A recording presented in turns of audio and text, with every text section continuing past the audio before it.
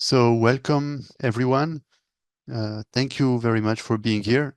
It's really my pleasure to have you here and to be animating the discussion today together with my colleague Ilaria for the second part of this capacity building workshop. It's an event we organize in the framework of the project Capable, an Horizon Europe project that I will present later on. My name is Albert Ferrari. I'm a climate policy officer at the Florence School of Regulation, a program of the European University Institute. Regarding the project Capable, oh, apologies, I went too quickly. Okay, the context today, I think we're all aware of it. We've had climate policies for over 3 decades now. We have an ambition to reach net zero, at least in Europe and several other jurisdictions by 2050. So it's one of the priority in many jurisdictions. And with this track record, now it's also important to try to understand where we are at. So to be able to assess how effective they've been, what is needed for the future in order to reach our climate objective. And that's something that was in the context, something very important in the project Capable. However, this ambition comes often with expectedly higher carbon prices that can have distributional issues across regions, across households, and that can become a problem, in particular when the perceived cost is considered unbearable by consumers and citizens. And there's this challenge of acceptability that was experienced in several countries, including France for the Gilets jaunes, but we've seen also more recently in other contexts during the European elections, for instance. And that dynamic that really need to be considered when developing climate policies. There's also a multiple number of crises since 2020. We can think about many of them of different shapes, health crisis, also war, energy crisis, that can affect, of course, the priorities, political priorities that can affect and can be lesson learned from how to deal with the climate crisis. And it was something very also to be considered in the project Capable. Also, the role of policy makers and institutions. They are the ones that make policies, but they have their own way of functioning, their own way of understanding how climate policy works. And it seems to be relevant to consider how to improve climate policies, taking this into account. And the way policymakers understand climate science and act on this is not always exactly what certain group of the civil society, certain citizen would expect of, and something that probably should be taken into account when developing also new climate policies and assessing them. That's the context of the project Capable, which is an Horizon Europe project. That's the acronym stands for Climate Policy Acceptability Economic Framework, and we intend to provide recommendations for designing effective, feasible, and acceptable climate policies for 2030 and beyond. There are 5 main objectives to this project. The first one is to develop new methods for socioeconomic assessment and decision making. Also, an important aspect is to enhance the empirical knowledge of the public perceptions of climate policies, to synthesize and develop the rich literature on climate policies that has been existing so far through the new methods that were proposed, as well as some specific tools. We'll learn more about it during the workshop today. and to, as I anticipated it, understand and analyze the role of policymakers at various levels, meaning at the European level, for instance, member of the European level, European Parliament, at the national level, but also at the more local level, regional actors, cities, how they can tackle the climate crisis in various ways and different means, with different means. And building upon this research and work, the intention is indeed to have actionable and effective policy recommendations based on the research, but also on the engagement with various stakeholders and policymakers. I will not go very deeply into these slides. That's how we organize the project capable, but overall, we aim to have an improving economic analysis of climate policies in 4 ways that are the 4 work packages that you see here in purple, work package 1, 2, and 3, and 4.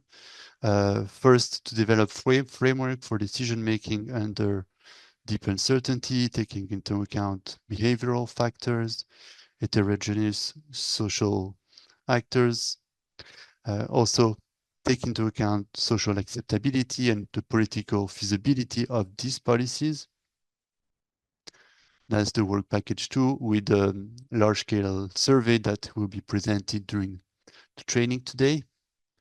And in terms of evaluation of European particular climate policies, utilizing the existing evidence base and summarize it clearly and efficiently. Last but not least, as I mentioned, trying to also consider the preferences, the knowledge, the capabilities of policymakers as actors in the process to better see what are the implications of decision-making in climate policies. This work then is further leveraged on an interdisciplinary consortium. So we have economists, social psychologists, political scientists, and environmental scientists that are involved in this capable project.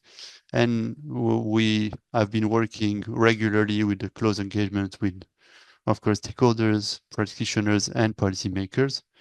And this training today is really something we're thrilled of because it's a way for us to also present what we've been working. This is a project that has been lasting for 3 years, from December 2023 to December 25. So we're in the last months of the project. And the partners come from Italy, France, Germany, Switzerland, the Netherlands, Barcelona, and Czechia.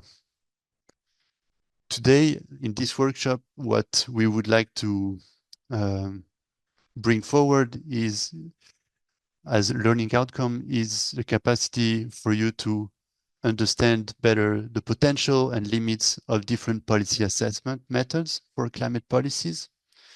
That will be the first lecture. Review also what are the main climate policies at the local level, in particular at the city level, with the presentation of what are the challenges and policies in Paris, and understand how European citizens perceive climate policies, in particular the ones that have been developed during the European Green Deal, and other possible policy, to also see what types of policy design feature could make policies more acceptable.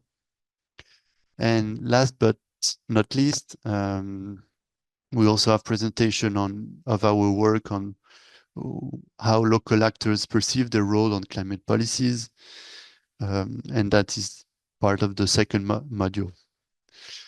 That's the overview of the program. It has been sent to you. Overall, we'll be together for 3.5 hours. Unfortunately, due to sickness, we had a cancellation from one of our external speaker, Eugenia Mansuti from Eurocities. So probably the training will last a bit less time, and yeah, we'll be finishing by 5:30. The overall an overview of the rules and principles. There will be lectured by academics and project partners from Capable, a testimonial from Yann Françoise from the city of Paris. And at the end of each lecture, there will be time for you to ask questions. What we would invite you is to write your questions in the chat, and then the chair, myself for the first module, and Ilaria for the second module will take the questions. We'll read the question to the speakers. During the whole training, there will be polls also to engage further. And a few other notes before we jump into the content. We would like to publish the recording of the event if that's okay with you. So we really hope it's not a problem. If it is, we would kindly invite you first to keep your camera off, second to change your name, and also to let us know. So we take this into account later on. And upon request via email, we'll send certificates of attendance to the participants. Now, regarding the polls, I think all of you are familiar with it. We will use a Mentimeter. So during the lecture, we will stick to this code and QR code. So please keep it open in a new tab or on your phone. You can scan the QR code and there will be several questions and polls in this moment. I stay some minutes here to keep this for you to scan the QR code. Very well. And to make sure that everybody is familiar with the poll, we would rightfully test or make one today. So where do you come from today? You can, your country of origin, your nationality. Thank you. Paris. I should have specified. Yeah, country. So very well. A lot of Spanish, but people from across the world also welcome. Australia. Very well. Okay, thank you everyone. Now, without further ado, I would invite everyone to, the first presentation to start. So we will have a presentation on climate policies and in terms of policy assessment, what works. And I would invite Marie Raude, research associate at EY and a PhD candidate and the climate economics in climate economics at Economics in Paris-Nanterre University and the climate economics chair in Paris.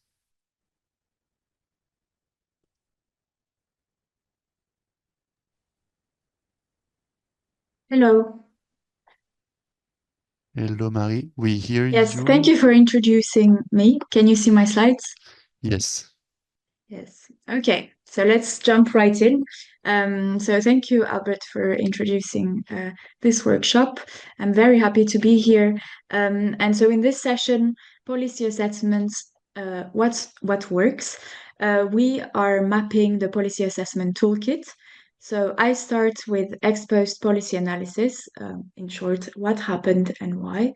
Then Yann Minx will introduce evidence synthesis, what the totality of studies say. And then finally, Lessmann will discuss ex ante policy analysis. So what might happen. The goal is to clarify the roles of each type of toolkit and sharpen how we judge evidence.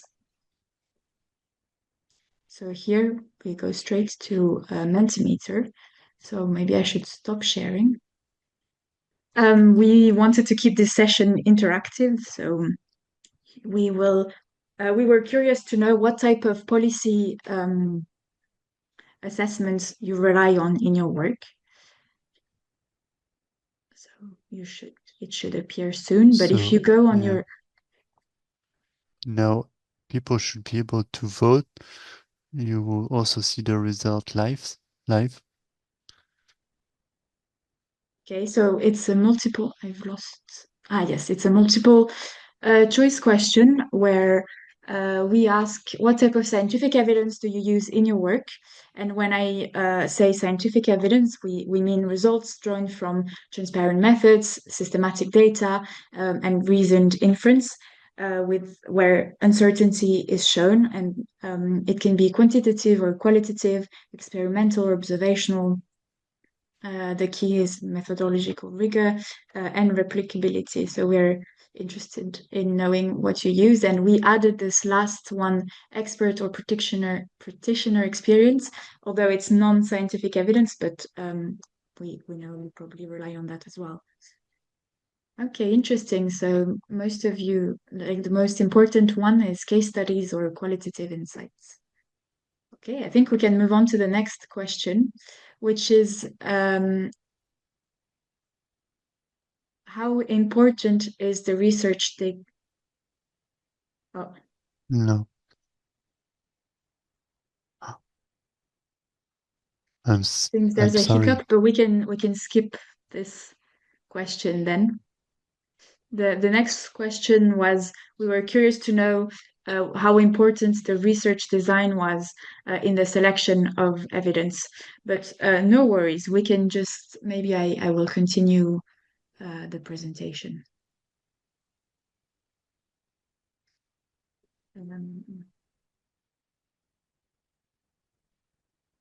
Okay, yes, so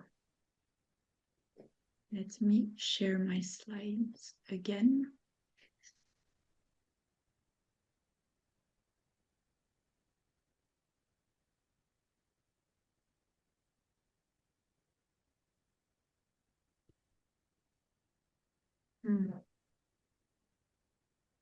Does it work for you?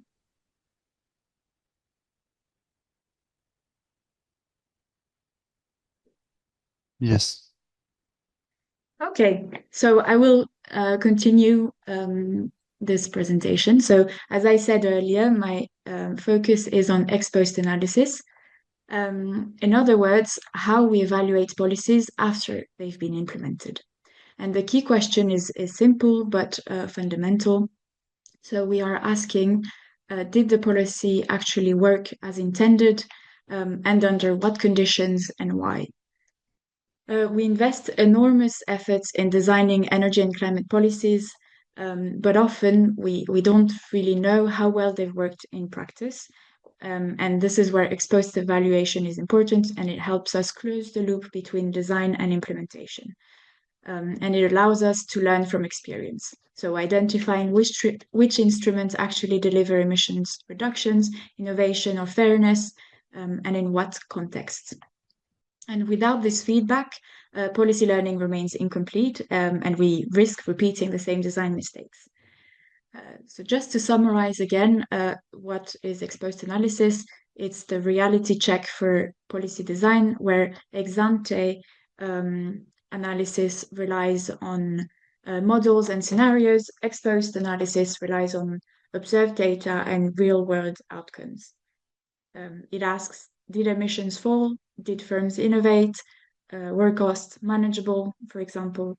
And by doing so, it feeds evidence back into the next policy cycle, informing synthesis or also redesign.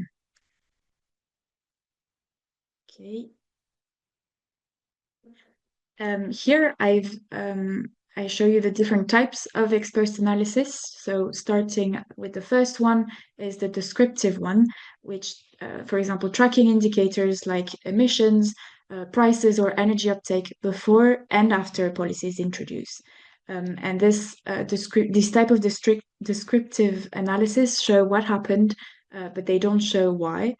And the next step is then causal evaluation, and they go one step further by asking what would have happened without the policy, or in other words, what is the actual impact of the policy. And for this type of analysis, the idea of the counterfactual is central.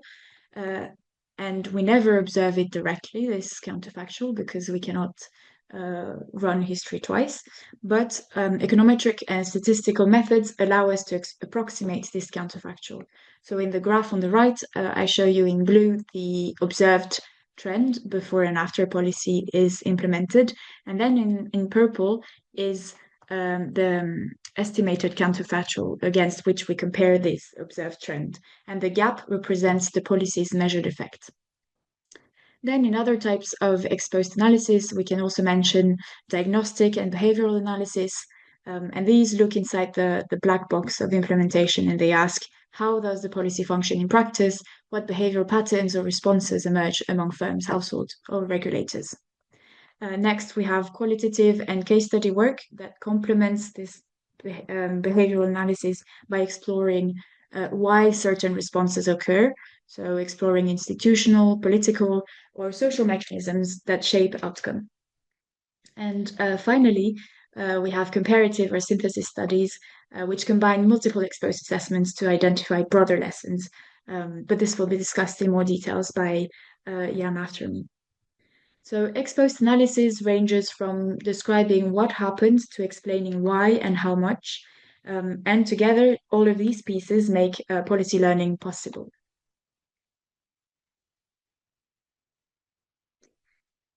Here I give you, I want to try to make this theory more concrete in practice, looking at two different types of ex-post policy assessment. For the case of the EU emissions trading system, one of the pillar of EU climate policy. And so I show you on the left a descriptive performance review. If we take this descriptive point of view, emissions, we see that emissions from covered sectors fell by roughly 50% between 2005 and 2025. And that's quite a strong result. But it's a descriptive one, and it tells us what happened, but not why. When we look at the right, when we apply causal or impact evaluation, we ask a slightly harder question, which is how much of that reduction can actually be attributed to the ETS itself. So here I show you one example among many other papers that do ex-post analysis of the EU ETS. So this paper by De Chez-Le-Pretre and his co-authors, they compare ETS and non-ETS industrial installations across Europe that they carefully match between each other by sector and characteristics. And in the figure, you see that before 2005, so before the ETS starts, both groups followed very similar emission trends, with ETS installations emitting more on average. Then after the ETS started, the pattern reverses, and emissions from ETS installations drop below non-ETS installation. And this change, after accounting for other factors, this is what represents the causal effect of the ETS.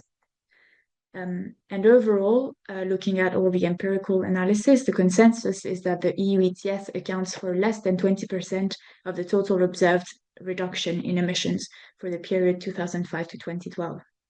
So in other words, the EU ETS clearly contributed to emission reductions, but most of the 50% overall decline that we observe actually came from other drivers. So the financial crisis, renewable policies, energy efficiency measures, and structural shifts in industry. And the main takeaway with this slide is that descriptive performance trends and causal impacts are not the same thing, and ex-post evaluation help us separate policy effect from coincidence, giving a more accurate sense of what actually worked and why. But of course, ex-post analysis is also a methodology with its challenges. The first one is the data gaps and the fact that there's a long delay before reliable data become available, and this can limit confidence in results. For this, strengthening data infrastructures and improving open registries can make analysis faster and more transparent. A second methodological challenge is that identifying a credible counterfactual is always challenging, and there's never a perfect comparison. So, yeah, constructing a counterfactual is always a challenge. And so researchers must use assumptions and triangulate across method. And this is where mixed methods and synthesis analysis, as we'll hear next, help strengthen confidence in results. The third one is that policies don't evolve alone, and they're part of a mix. And so attributing an effect to one policy alone is a challenge. And for this, integrating assessments across different policy instruments. So just to give an example, jointly evaluating the ETS and renewable support policies, they can help capture those interactions. And finally, and perhaps most challenging actually, is that the policy cycle moves faster than research. So by the time robust evidence emerge, then the context has changed. And yes, so that is a challenge. And the goal is not to give up on ex-post analysis altogether, but to make it faster, more systematic, and better connected to ongoing decision making. And for that, investing in data systems, sharing results earlier, and linking ex-post insights to ex-ante modeling can make policy learning much more continuous. And that's where our discussion heads next, how synthesis and ex-ante tools can help us build that ongoing learning loop. So that's all for me. I will. Thank you, Marie. Now, yeah, I'd invite Yann to present. Yann is the head of Evidence for Climate Solution Working Group at PIC and the lead author of the IPCC.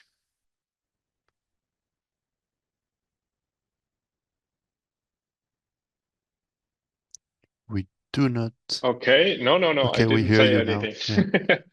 No, I was still fiddling around with Zoom. Hello, everybody. My name is Yann from the Potsdam Institute of Climate Impact Research. Very happy to be here. Thanks for joining us. I will talk about evidence synthesis. So basically, how to actually combine findings, from different sets of studies. And I will do this in two steps. I will first talk about evidence mapping. So in many occasions, we need to have an overview what evidence is actually out there and have rapid access to this. And this is one piece we've been working on here in the Destiny project. And then I will also talk about how we can then evaluate, what the state of knowledge is within a specific field using rigorous methods. So let's start with the first bit, with the evidence mapping, where we ask the question, what is the available evidence on climate solutions, on climate policy instruments? First of all, I think as a framing, it's very important to note that we are confronted with an increasing amount of evidence. So now I'm just seeing that I'm for some reason lacking the access, but that we are lacking evidence that we have a lot of evidence every year. So in the year, I believe this is 2021, 2, 3. We had more than, I think, 70,000 studies on climate change, and this is more than far more than for the first 3 entire IPCC assessment periods. So we need to deal with the growing amount of evidence. So, for example, during the AR6 cycle, we had more than 400,000 new studies only in the Web of Science on climate change. And so this is both. It's an opportunity, but it's also a challenge because it's much more than anything that we had before. but it can also obviously be used to inform now our decisions. So synthesizing evidence is increasingly important because we have a lot of evidence, and we also need to think about, given that we have so much, how can we use tools to help us in a scientific, rigorous way? And we've looked here at AI application in this context. So what we've tried to do is to now find the entire evidence on what we know about climate policy instruments, and we've done this as I already said, in a rigorous way. So what you tend to do when you do proper synthesis work is that you ask a question. So what is the available evidence? You write a protocol about this, which defines how you search for the literature.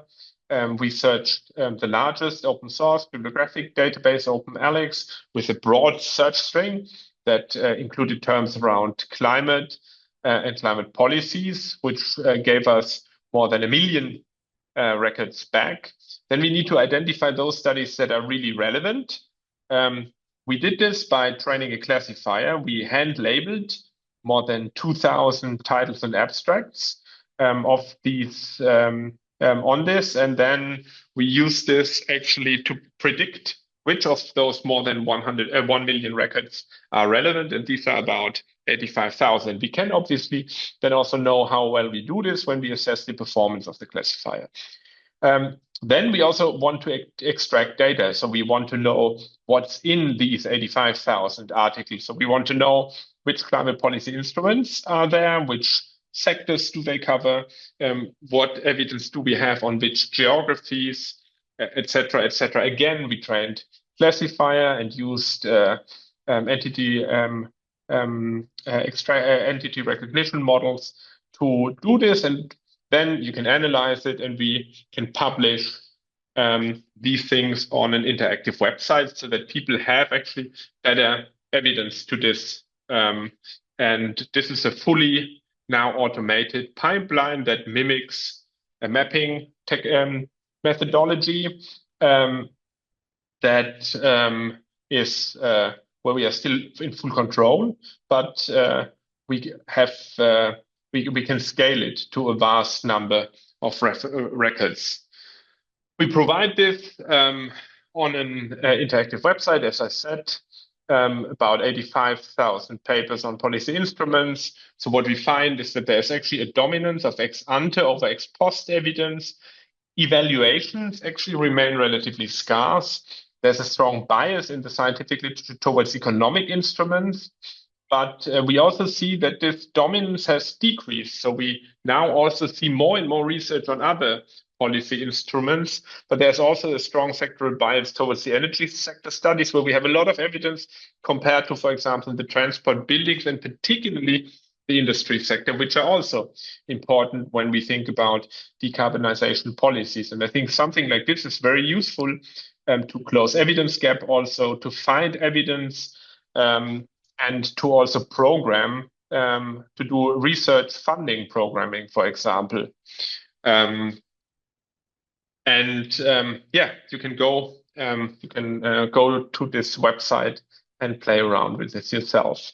Now, when we have an overview of the available evidence, we can obviously much quicker find evidence that is of interest to us. And I give you an example here on how we can then synthesize this evidence using the example of carbon pricing on how effective climate policies have been.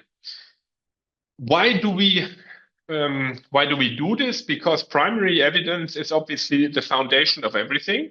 But if we only look at a single study, it can also be biased, and sometimes it's even wrong. So if you look at this example where you have the relative risk of cancer for different things that we like to eat, then it's very important whether or not we look at this study or we would look at this study as a policymaker. This is so. In fact, we don't want to only look at any of these studies because we could be misled. Instead, what we need to do when we when we want to do evidence-based policy. We should try to base it on the entire evidence that we have. And again, we need to do this then in a systematic way. We need to define a research question, again, search transparently for the evidence, and hopefully find pretty much everything, select the adequate studies, and then have actually a methodology to analyze this. So we need to usually harmonize studies. We need to appraise the quality of the studies, and all these elements need to influence the outcome of our analysis. I would claim that in the climate sciences, we have actually a very strong evidence synthesis tradition when it comes to modeling. We have intermodeling comparison exercises, which have been very, very powerful in pushing our understanding of what we need to do, or what the climate problem is and what we need to do about climate change. But we also need to understand what works under what conditions and why, and this is more related to empirical evidence. And there, I would claim that we still have a good way to go to have a similarly successful synthesis tradition.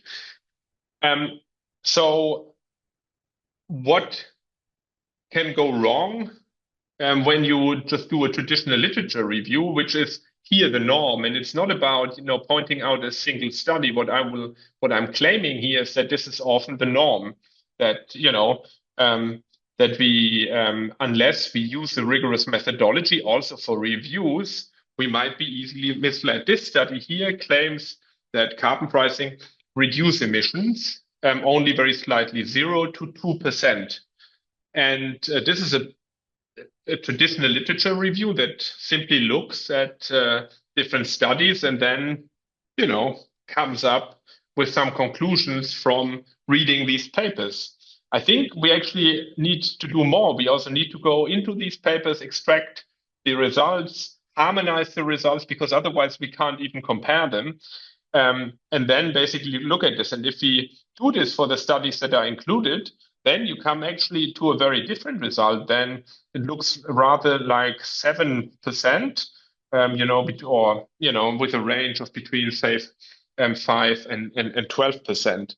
So it's really, really important that we use rigorous methodologies when we assess the state of evidence, because our brain can't do all these steps at once. We are too limited.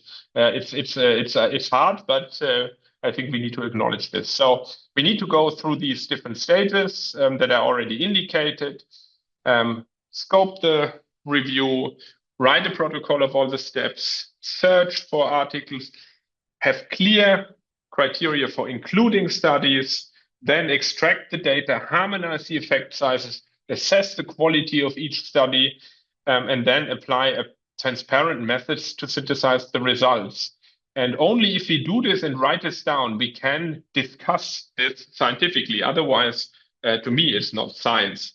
And if we do this for all the carbon pricing literature, we've done this here with almost 100 different studies, with extracting 470 effect sizes. Then we can see across the carbon pricing schemes, we see reductions of about 10% from the introduction of a carbon price, with quite considerable variations across schemes. And we can also see that the study quality, with the risk of bias, where the green studies, where the green bars show a low risk of bias and a high risk of bias, that we have very varying quality, and that also statistical power varies, and a lack of statistical power can also lead to inflated estimates. So what do we find from this work? Carbon pricing works, but the size of the effect depends on the scheme. Statistically significant emission reductions range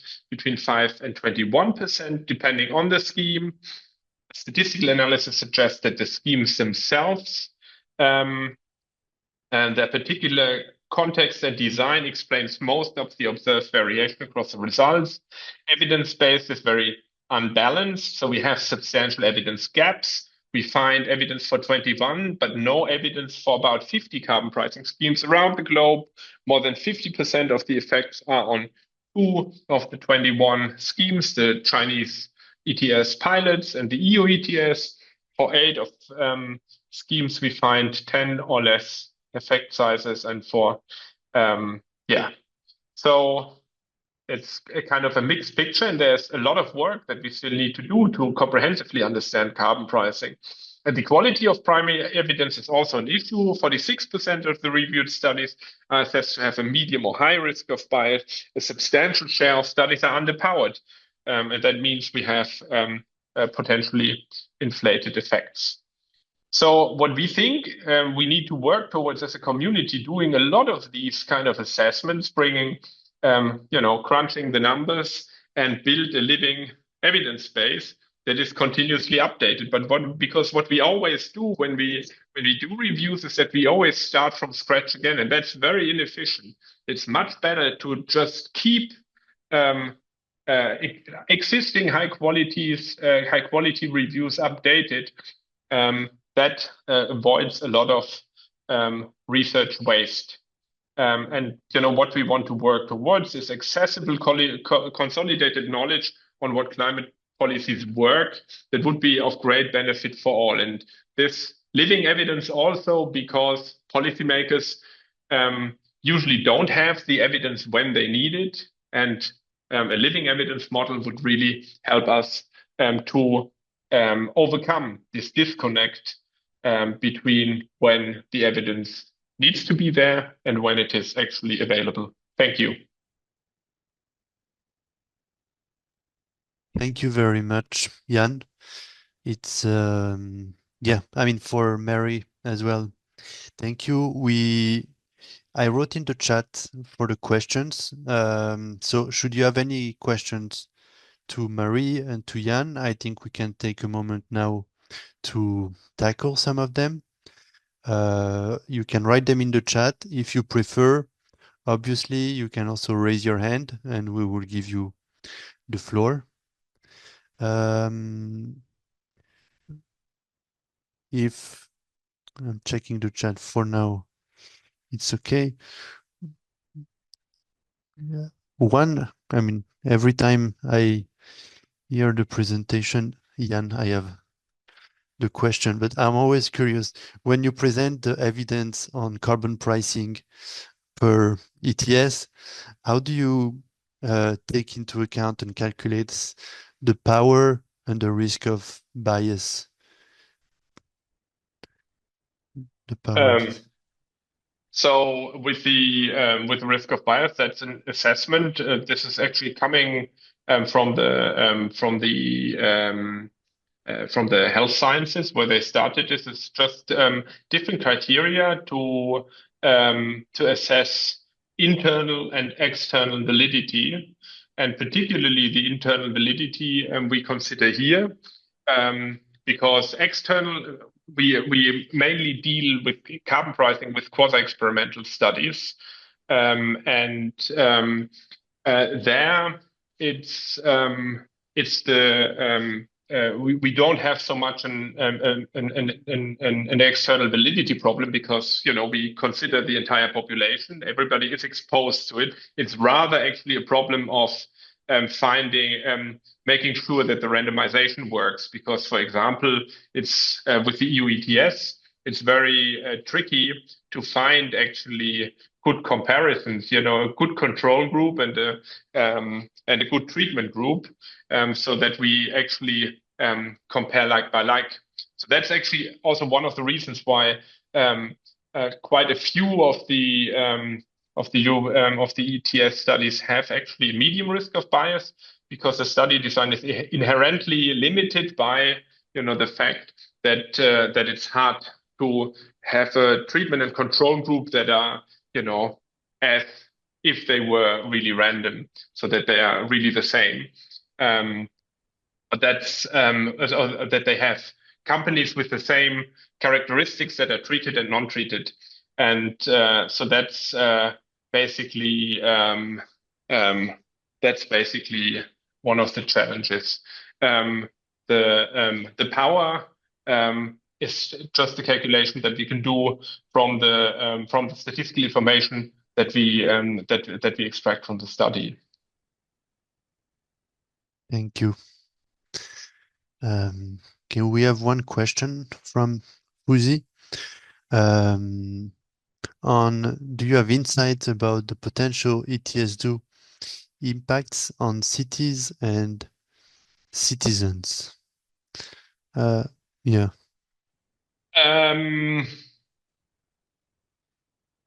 No, I mean not specific in terms of that they would be whether or not they would be any different than for other parts of the population. I mean, you can always argue that a lot of the economic activity that will be affected and a lot of the population that will be affected lives in cities, but beyond that, I can't say anything. Thank you. Yes, Marie?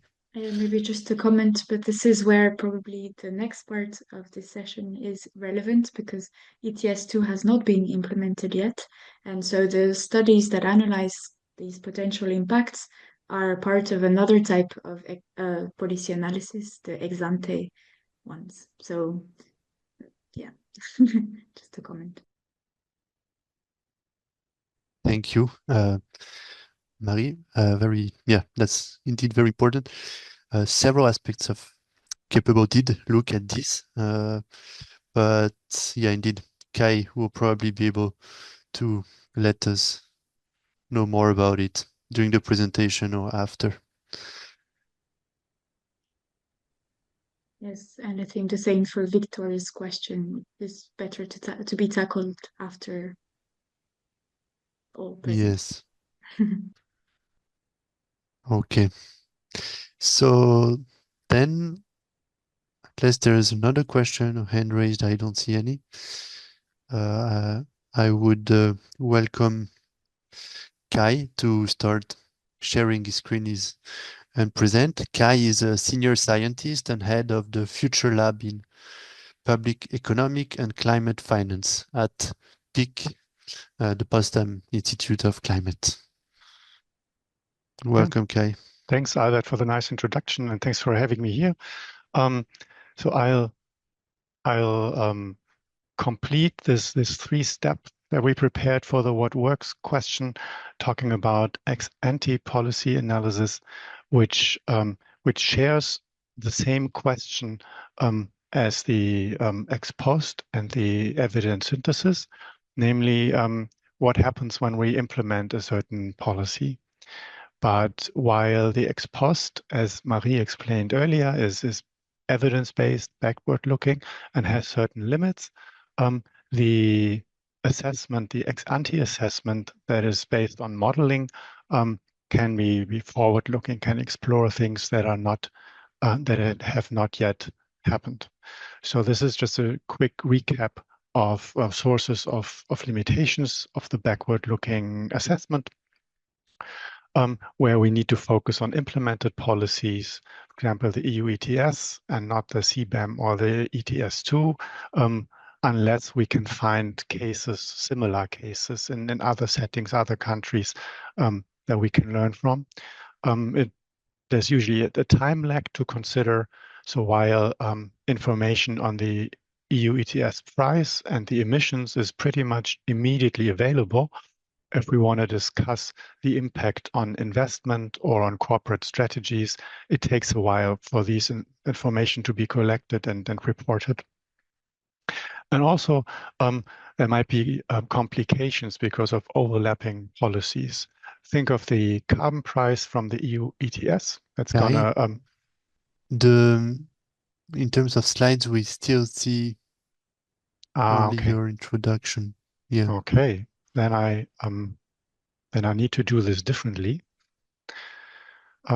Thanks for alerting me to this. Thank Marie. She flagged it.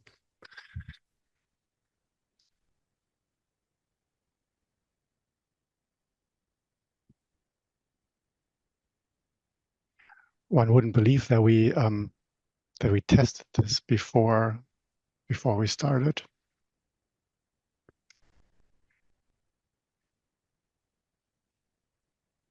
So yes, now So this is what I was talking about. we see the slide. Limitations of the ex-post analysis. I was talking about overlapping policies. So when you think about EU ETS carbon pricing, it has an effect on fossil power generation, but so has a subsidy scheme for renewables, because it also changes the balance, the competitiveness of the two. And I'm not saying it can't be done. This can be handled by choosing an appropriate design, but it just complicates things. And so do changing economic conditions, whether you have a boom or bust in the economy. So in contrast, the advantage of modeling-based assessment is that we can study new and untested policies. For example, there's no carbon border adjustment at scale to date. There are some experiments with this in California, but not at the scale that the EU is willing to roll this out next year.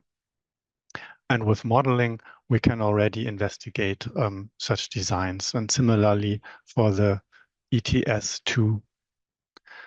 But we can go beyond just forecasting, predicting the prices that will emerge or the implications.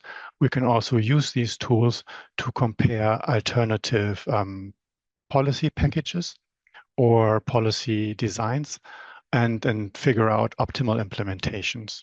As an example here, think of the CBAM, the Carbon Border Adjustment Mechanism again.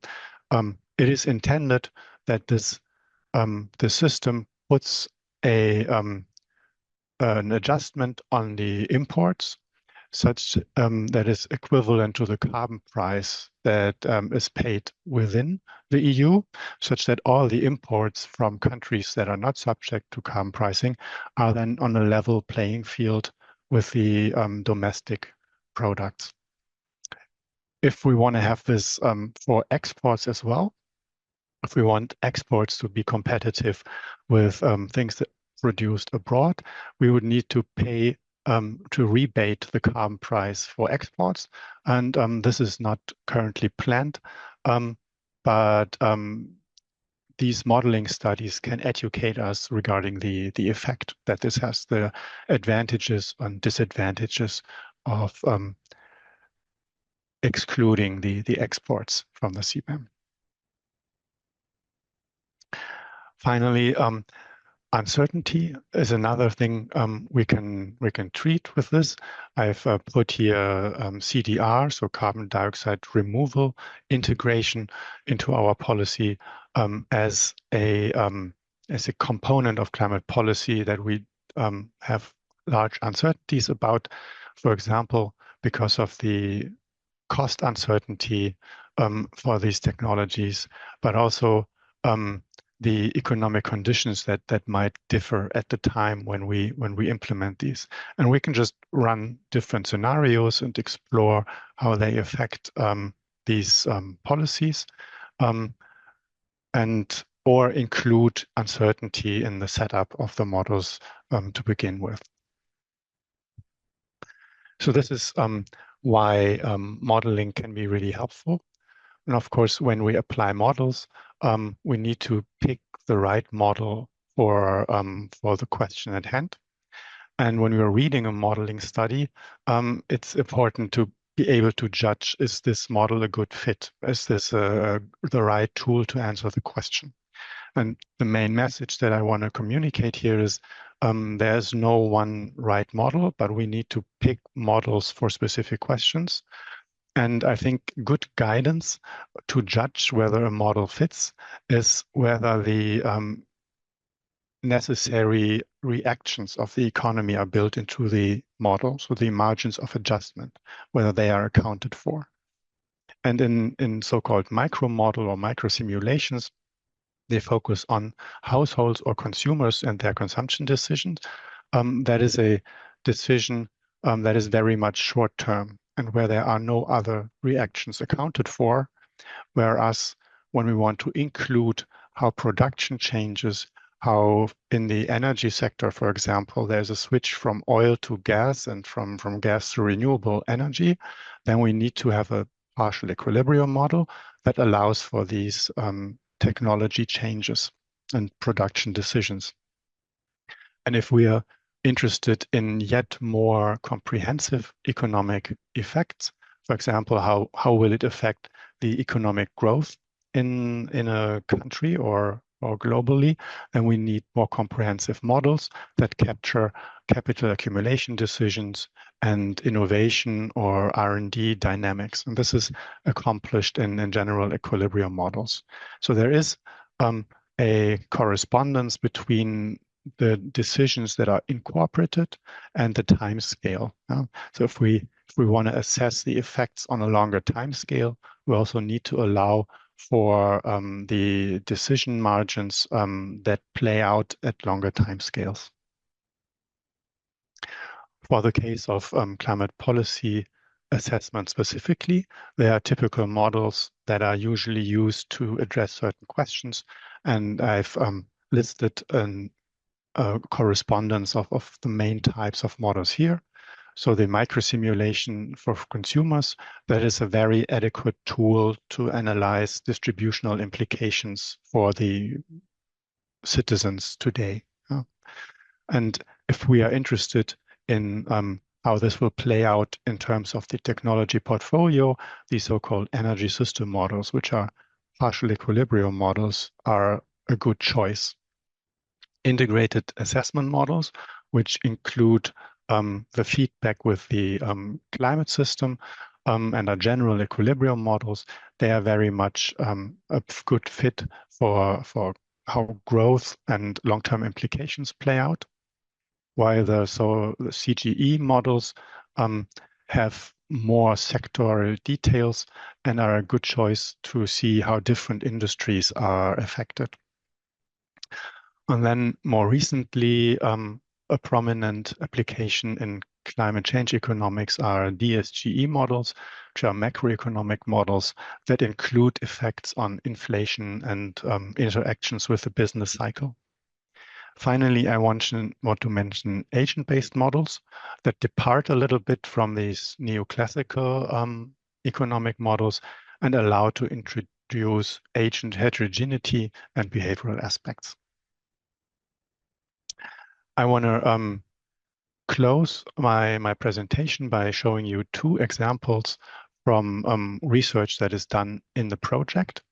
And one is a study on the CBAM, where conceptually there are two questions that are really interesting to look at when considering border carbon adjustments. And the first is competitiveness. I alluded to this earlier. So how far does a border carbon adjustment introduce a level playing field? And the second, and this is the question that is in the focus of the study, is whether the border carbon adjustment creates more carbon pricing, raises the participation of other countries in carbon pricing. And for this investigation, our colleagues from Barcelona has built a new model, an agent-based model with 22 countries, 9 regions, and modeled the decision to participate in carbon pricing in negotiation rounds of about 5 to 10 years. So for these effects, just 5 to 10 years, a short-term focus for the decision is adequate. It matches the negotiation cycles or the electoral cycles, and hence it makes perfect sense to compare here the immediate cost and benefits of being part of a border carbon adjustment regions or not. So in essence, the effect on trade and of the competitiveness are compared to the abatement costs of having a carbon price implemented.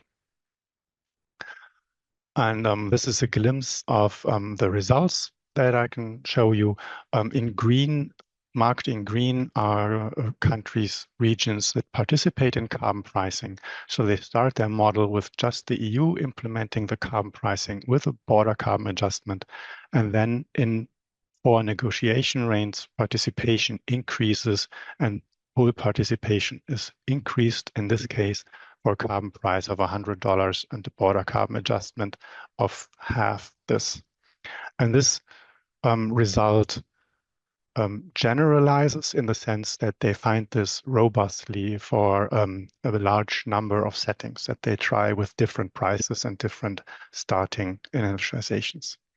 So this leads to the finding that indeed the incentive created by border carbon adjustment is sufficient to compensate for the abatement cost. So the trade advantage compensates for the abatement cost such that large participation is inspired. Now, secondly, I want to show you a piece of research that was done at the Potsdam Institute, where the researchers investigated how we can understand the carbon price in the EU ETS better. You can see the dynamics of the carbon price on the right. And for this, they used a partial equilibrium model, an energy system cost minimization model that is quite complex. It has 29 countries, many different energy, electricity generation technologies, storage and transmission. And this is necessary in this model to capture the essence of what determines the ETS price.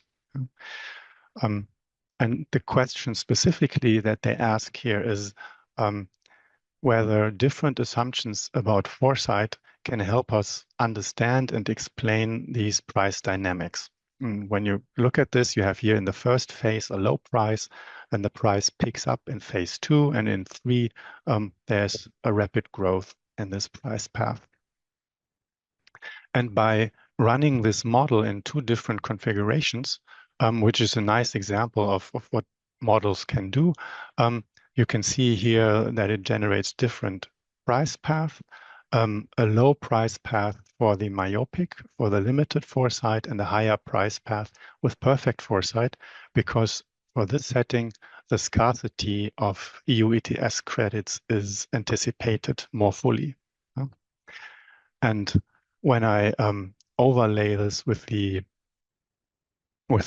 actual price path, you can see that the myopic assumption is in line with phase 1, whereas in the later phases, the increased foresight provides the better fit. And from this, we conclude that actors in the EU ETS have become more foresighted. Now, they pay more attention, they anticipate this more, they have more stake in this market. And why is this so? At these crucial intersections of the phases, important decisions were made. The market stability reform was introduced, the Fit for 55 package was introduced, and these actions increase the credibility of the EU climate policies and set incentives for agents to pay more attention and to have more foresight in these markets. And with this slide, I want to conclude. I try to communicate that the ex-ante, the modeling studies fill the gap of lacking evidence, but can also be used to analyze and explore policies more broadly. I hope I gave you some guidance on determining which model is the right one. And I want to close with a caveat. Of course, assumptions and calibrations are very decisive for the results. And here, modelers need to be transparent regarding their choices. Thanks very much for your attention.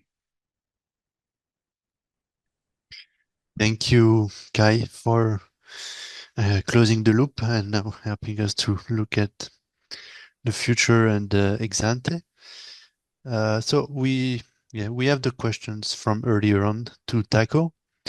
The first one may be more directly related to your last presentation, Kai, on the ETS2.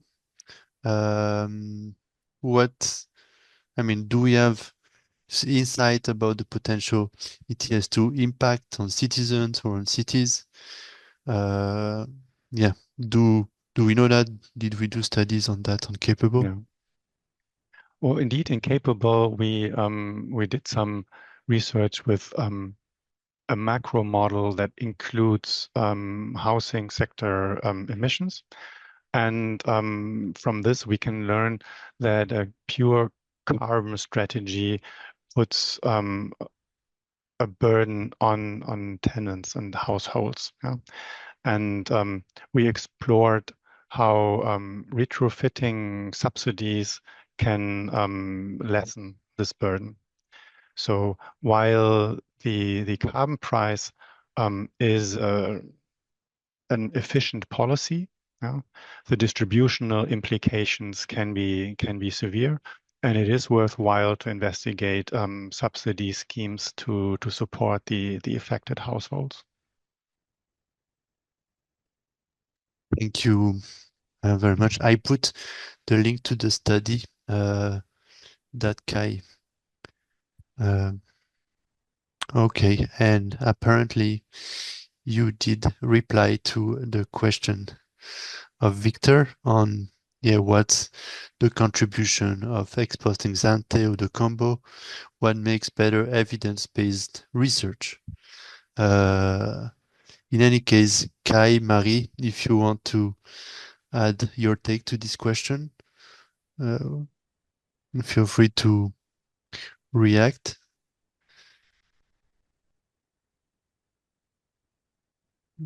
Then that's fine. I'm hesitating because the combination of the two, that sounds very tempting, but then of course this depends very much on how this is done. Yeah? But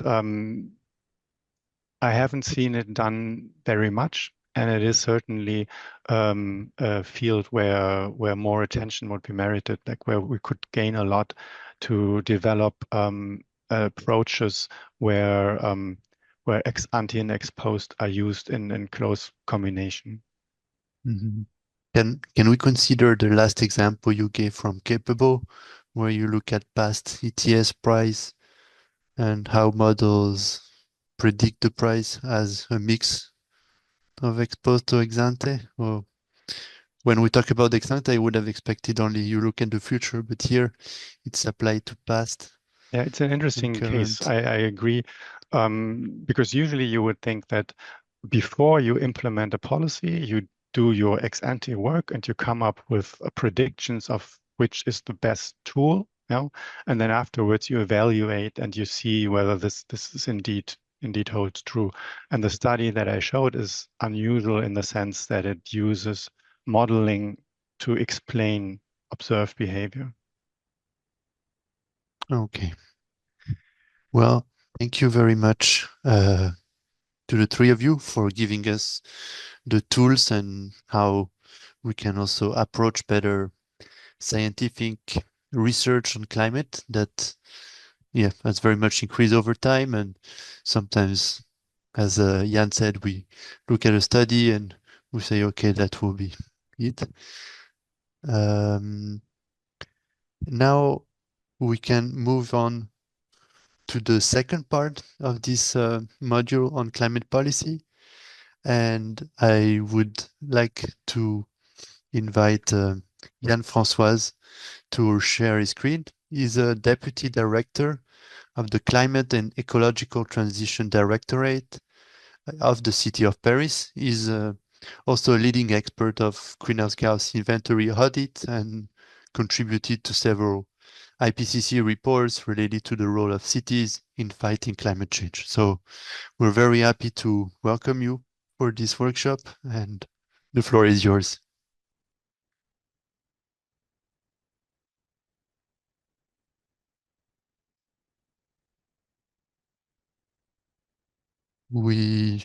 Can you hear me now? Yes, now we can hear you.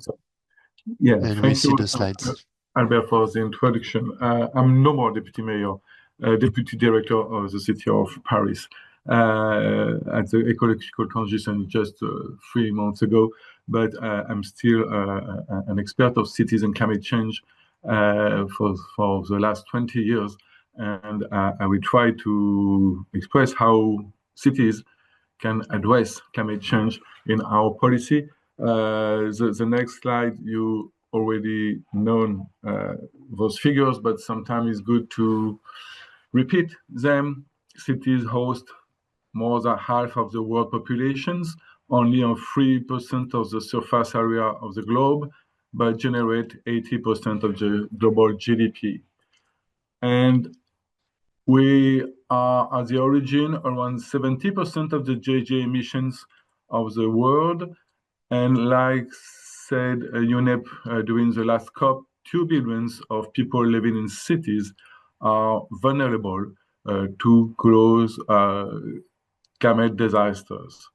And as it was said, even with all those figures, you have very rarely some quotations of cities in the text of the COP. Very rare, unless that fossil fuels phase out, for example. But cities are already acting. If you have a look to the Global Covenant of Mayors on the website, you can see that there were more than 13,000 cities already registered that act, that have document how to tackle climate change, energy sustainability plan, or climate action plan with mitigation and adaptations. And it represents that more than 1 billion people over the world. And if you have a look to the map, the global map, you can see that in Europe, cities are the leader because there is more than 10,000.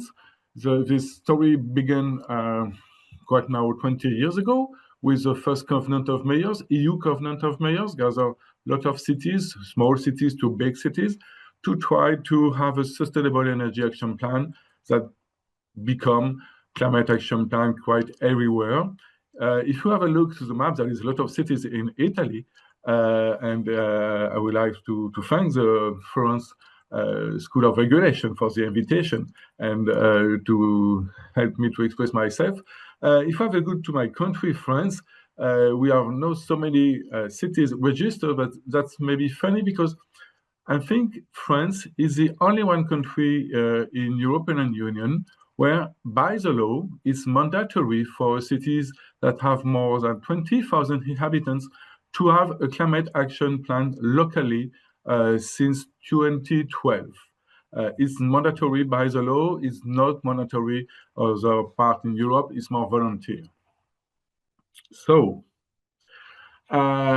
if you have a look at the different climate action plans, of course, there is 2 main pillars, very essential if you want to achieve climate change. So first, of course, is mitigations to reduce GHG emissions and air polluters to avoid antagonism policies that can be very worse for the health of the citizens.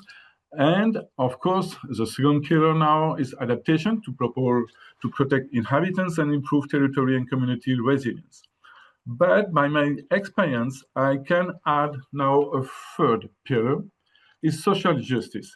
To be sure, by our different climate change policy, not to let anybody behind is very, very important because sometimes our for action policy on mitigations can put some people outside the line, and it's very, very important to correct it and to be sure to have equity in our programs.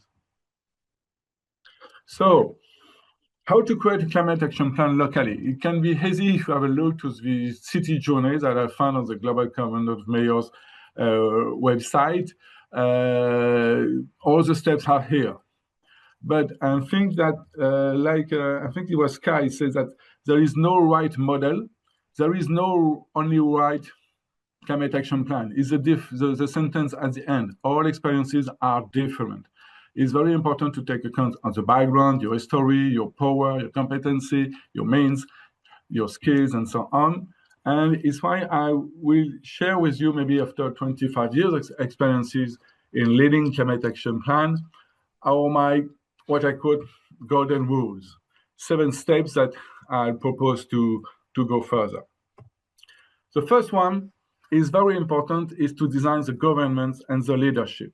You need a very powerful leadership on those topics, and maybe currently more and more, because you have more and more people negative about climate change policy, about the opportunity to tackle or not.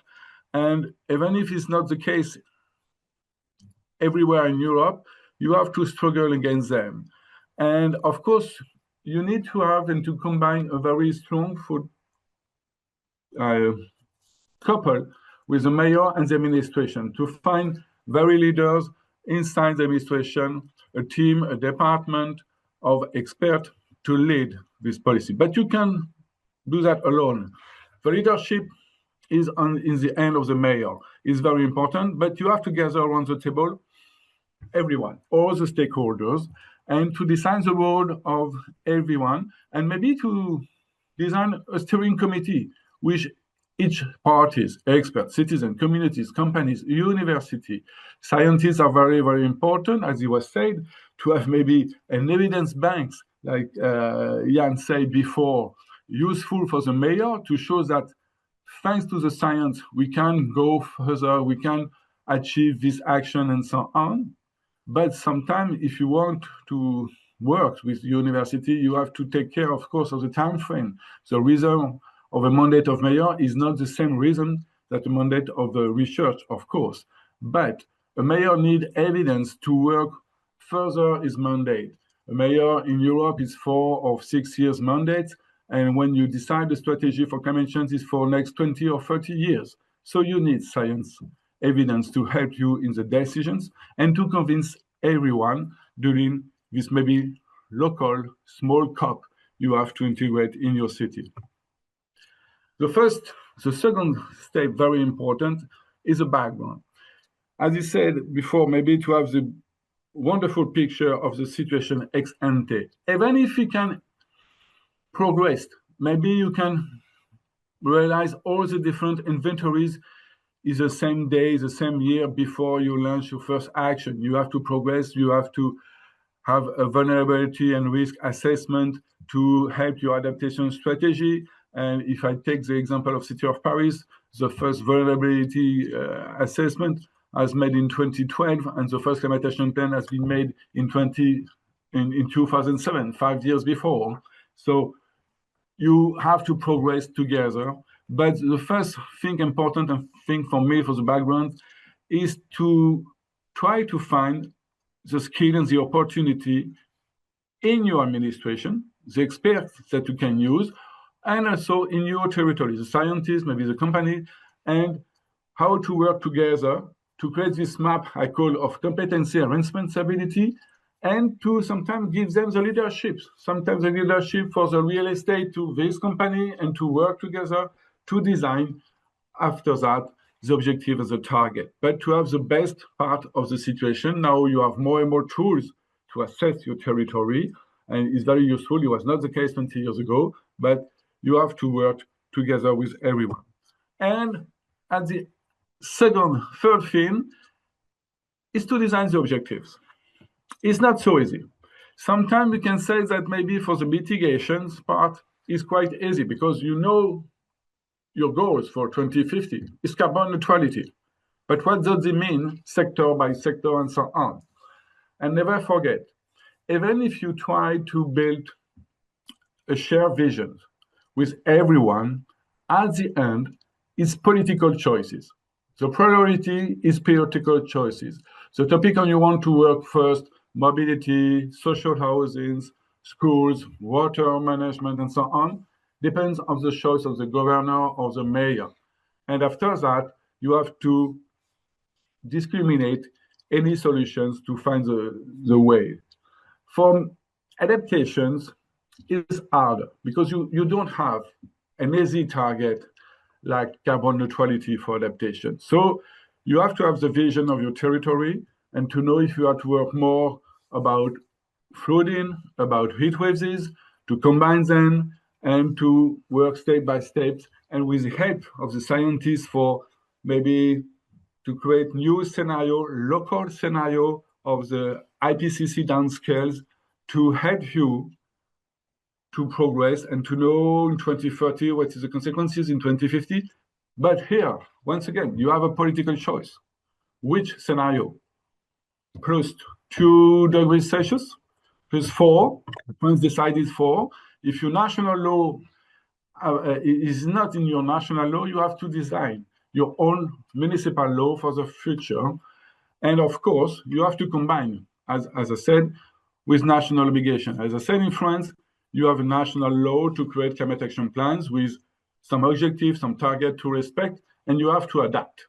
But at the end of that, when you design targets, objectives, a pathway, don't forget to translate them in, as I call, human objectives. Objectives that everybody can understand in anywhere in your city, any stakeholders, any citizens, any community. It's a work. You have to create a storytelling for that. It's the main important thing if you want to win.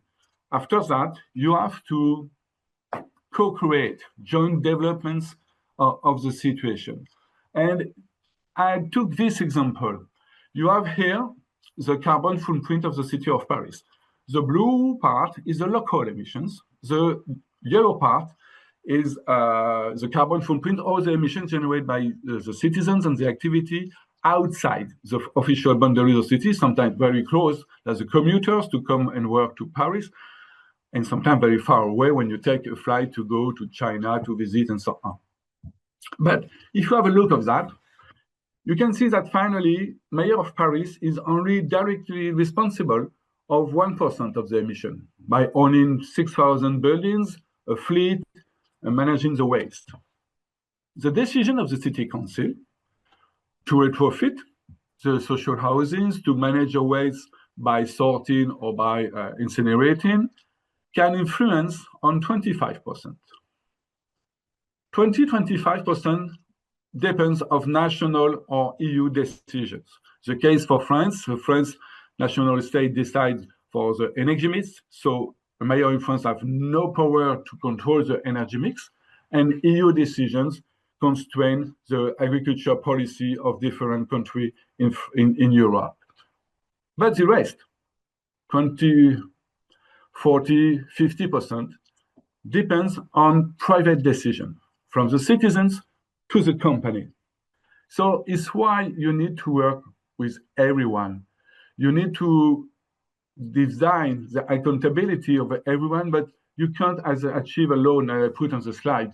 And it's why you need these multi-governments at different levels and to give the opportunity to everyone to work in the same way.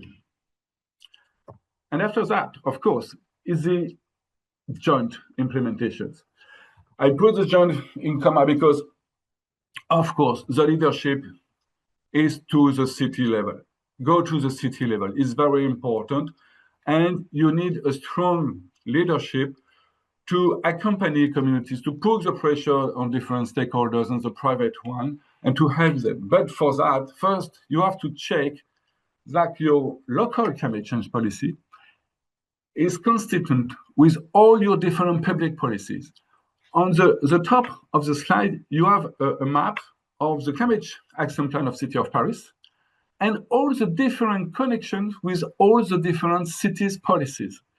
And so each time, maybe you have 2024, you have to check that is it positive or is it negative?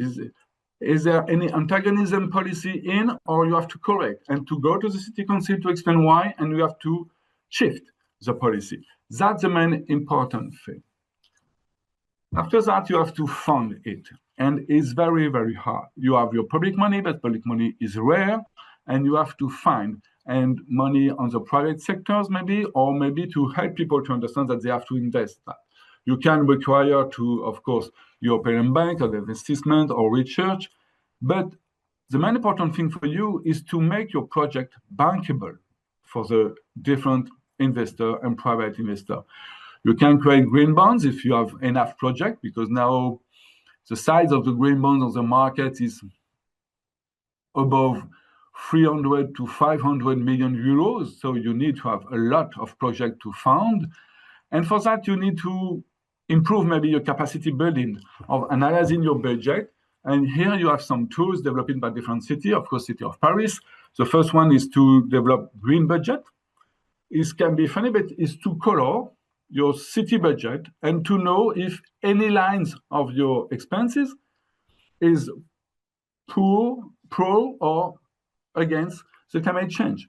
For example, for the City of Paris, the brown part and the gray part is all the cost of the fossil fuel for the City of Paris. The green part is all the action developed by the climate action plans, for example. And so you can have a part of the budget. But of course, it's very hard to analyze and do all the part. And here you have 60% that could call neutral and it's not so clean. You can discover other tools in the Oslo or New York City climate budgeting. That's very good initiative to tag any line and to know if any investment of the climate action plan go to this way or this way to reduce or not GHG emissions. You have, for the moment, very few cities worldwide that have tools to connect adaptation investments to their strategy. It's the next, I think, challenge for everyone, from the scientists and the finance sector, to help them to design correctly adaptation budgets. And the last word, because you have a lot of word about budget, climate budget, green budget, but also carbon budget. Carbon budget exists at the level of the state usually, and we try to do that in Paris, that for each mandate, if you want to follow the 2050 carbon neutrality pathway, we designed and dedicated the carbon budget authorized for the mandate of each next mayors. And of course, this budget of carbon will reduce years after years if you want to respect. After that, as it was said before from Marie, it's very hard to follow those budget post the execution. So we need new tools to think about that, but it can be very useful to explain to a new mayor and new deputy mayor, your portfolio of housing, you have only this budget, carbon budget, for the next 5 years, and you have to respect it. If you build more, you have to decrease maybe or improve your energy efficiency if you want to respect your carbon budget. That's new tools we have to improve together. And so it's why I finished this part of assessment. As it was said, ex post assessment is very, very important, but it's the hard part of the job, because we have so many lines in the climate action plan. For example, the climate action plan of City of Paris is around 500 initiatives for 5 years. So how to assess everyone, how to pack them? Do you need to put one guy or report for the national mandatory obligation, from international review, and so on? And thanks, now you have more and more tools that can help you. As you was said maybe before, you have now new tools for modelization of real-time evaluations. You have one example here from the New Society Next awarded by the EU community. And it can be useful also for your team, because you can win time and finally spend more time on implementations, how to fund and to finance those solutions, that to spend time to assess. And of course, if you have more and more real-time monitoring, you can redesign your policy and maybe to say, oh, it's not the good scale, and scale up or scale down if you need your priority.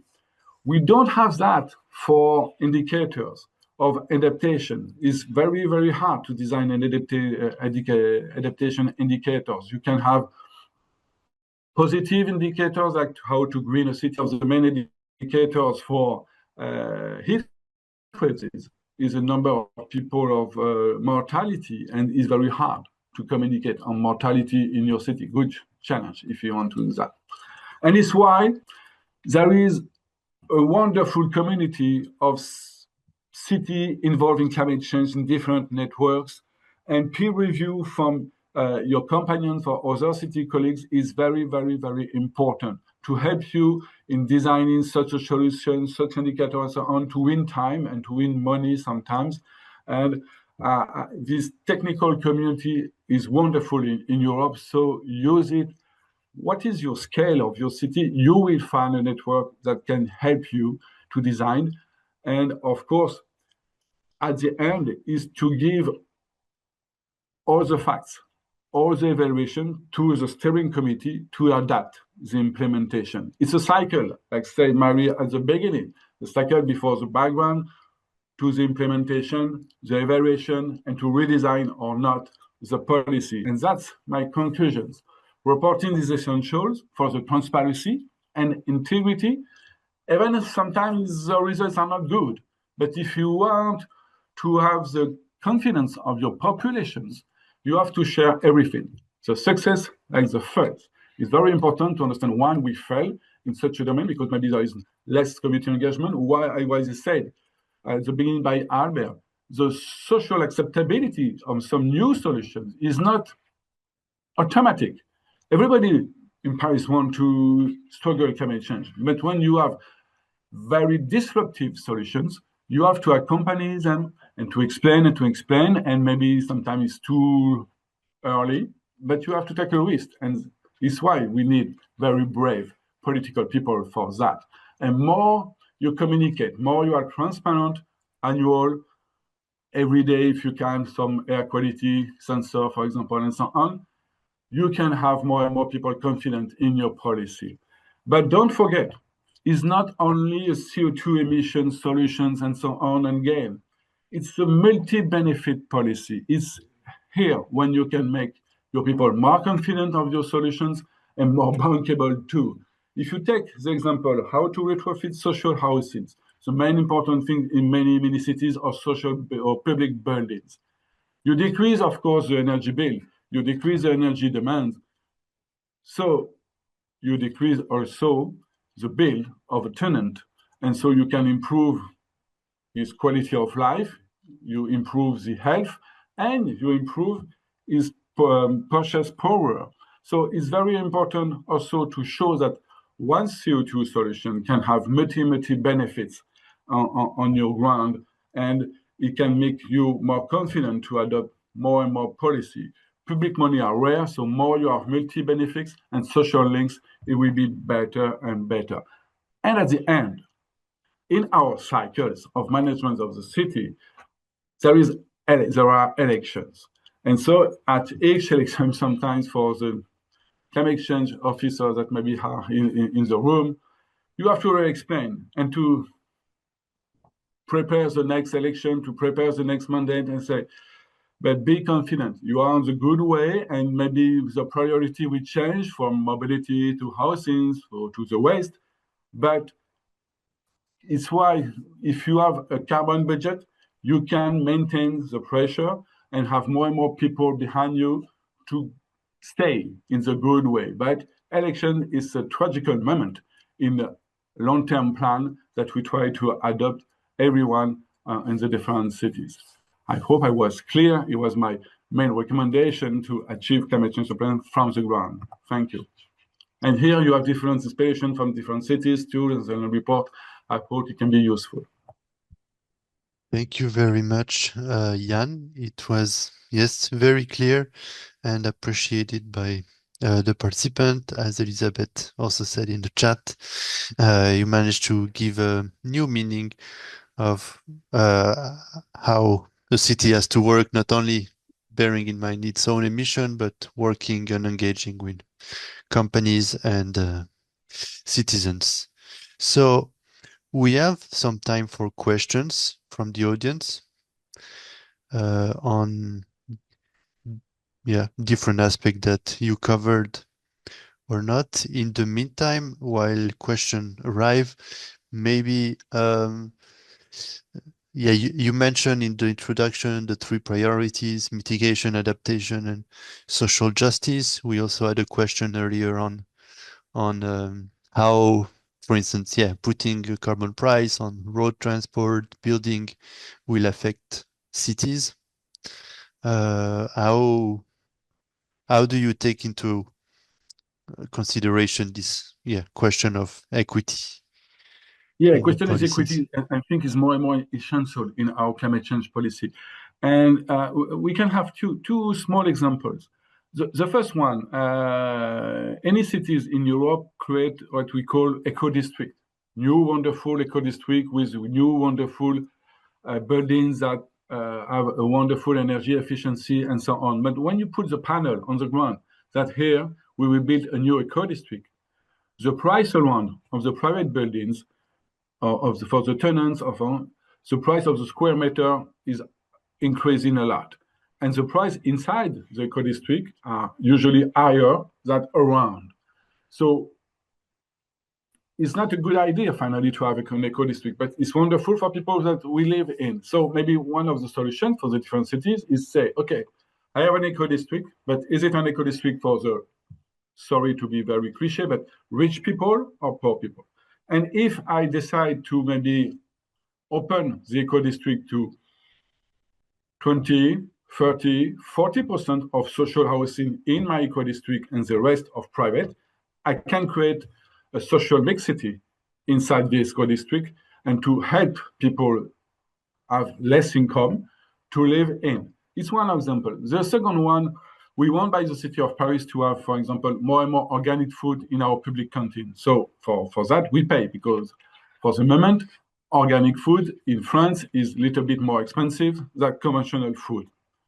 But we work also with rural countryside, and that's very important because the idea is not only to create wonderful, smart, carbon neutral, resilient cities. No, it's to work together also with the countryside, with the rural country part, and to recreate jobs there. We can invest in renewable energy in the countryside, but also in organic food, and to have short circuit to decrease the price of the food and so on. And it's very important how to make more people accessible to organic food. That's some ideas that we can, to be sure to have equity. But now at each initiative, you have to have in mind, do I create more inequity or not by my solutions? That's the main idea of the climate action plan. Thank you very much. If we're slowly. Okay, very good. A question from Pussy. What was the interest of funding the Paris climate action through climate bonds, green bonds? Yeah, that's a good question. Honestly, 10 years ago, when we launched the first one, the first green bond, the financial department didn't want it, because it's harder to issue a green bond compared to a classic bond, because you must have a second position opinion from a rate institute. You have to report every year of your green success or not for each action and so on. So you need to have more capacity building within your own administration, or you can pay private consultant. But if you do that every year, you cost a lot to improve. So it's more expensive. But at the end, if you have a look, finally, year after years, the rate that we gain or the issue, the different green bonds and sustainable bonds now are lower than the conventional one.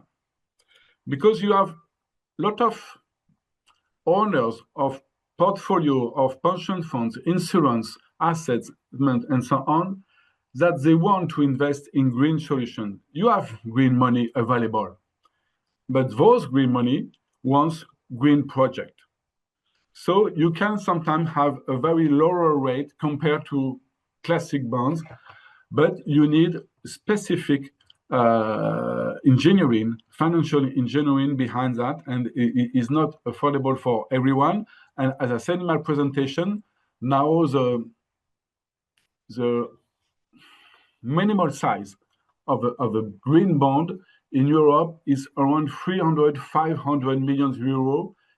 Is not open for every city. Thank you very much.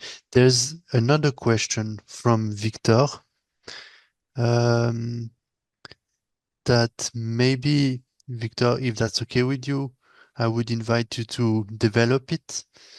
Yeah, because I'm not entirely sure how to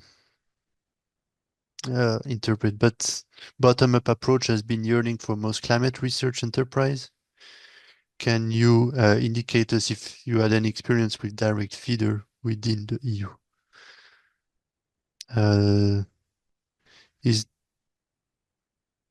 Yeah. Is it a question how we work with the local companies of City of Paris or about research? I'm not so clear, but if Victor is here.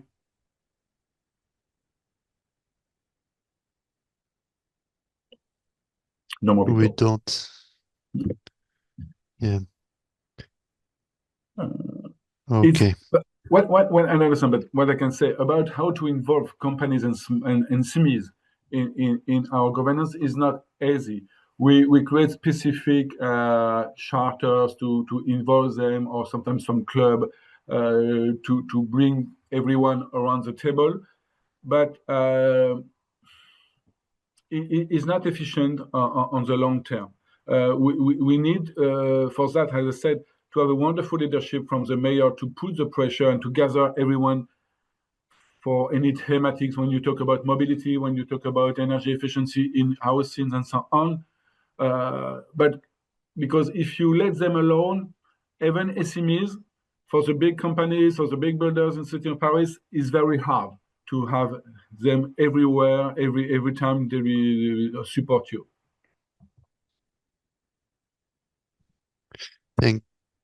Thank you very much. Yeah, it's an experience with direct experience with the EU. And probably there's networks that you mentioned, Eurocities, energy cities that. Yeah, as I said, all the community of cities, different networks. First, one of the wonderful one is Energy City, to have at different scale of city, very lot of examples of what it fails, what it works, and so on, and very, very confident communities. For the big one, of course, you have C40. For the most German one, you have Climate Islands, and Eurocities is more economics, for example, but you can find. What is very maybe harder for a lot of cities, including City of Paris, for example, is to answer to EU call about carbon neutrality, net zero, and so on, because sometimes you spend so many time to fill the project of the call, and you don't gain so many money, and technocracy is sometimes harder for even for City of Paris. Yeah, I mean, there's many researchers listening, so I'm sure they understand. One last question. We've been talking for this session a lot about what works and what has been successful. There's a question in the chat from Ben. And do you have any example on what doesn't work and should not be replicated? It's a good question. I try to find. To work alone doesn't work. An idea, as you show at the beginning, the yellow jacket, the gilet jaune. To work a good idea from the mayor and the administration alone without testing the ground, the population, the company, and not to be sure, it can be sure that at the end there is a lot of barriers to achieve and to address. So maybe you can have small experimentations to be sure. If you have convinced that it's a good way, you have to explain that it's a good way, and maybe to lose time for that. Even if we do not have more time to mitigate or to adapt, but in a city like Paris, but a lot of historical city in Europe, there is a background, there is an history, and you have to work with. And it's why to have sometimes very powerful and convinced leadership from the mayor can be very, very useful to gather everyone and not to put everyone behind you. Against you, sorry. Yes. Thank you, Yann. Thank you for your intervention and taking the time to be here with us today. That was very enlightening and also positive and optimistic on somehow how the long-term target can be considered, taken into account, also depending on the variety of context and elections, etc. That was very useful. So thank you very My much. pleasure. Bye. Now we will take a bye-bye. We will take a small break of let's say five minutes to resume on time, and after that I will leave the floor to my colleague Ilaria. Thank you everyone for being here, and see you in 5 minutes.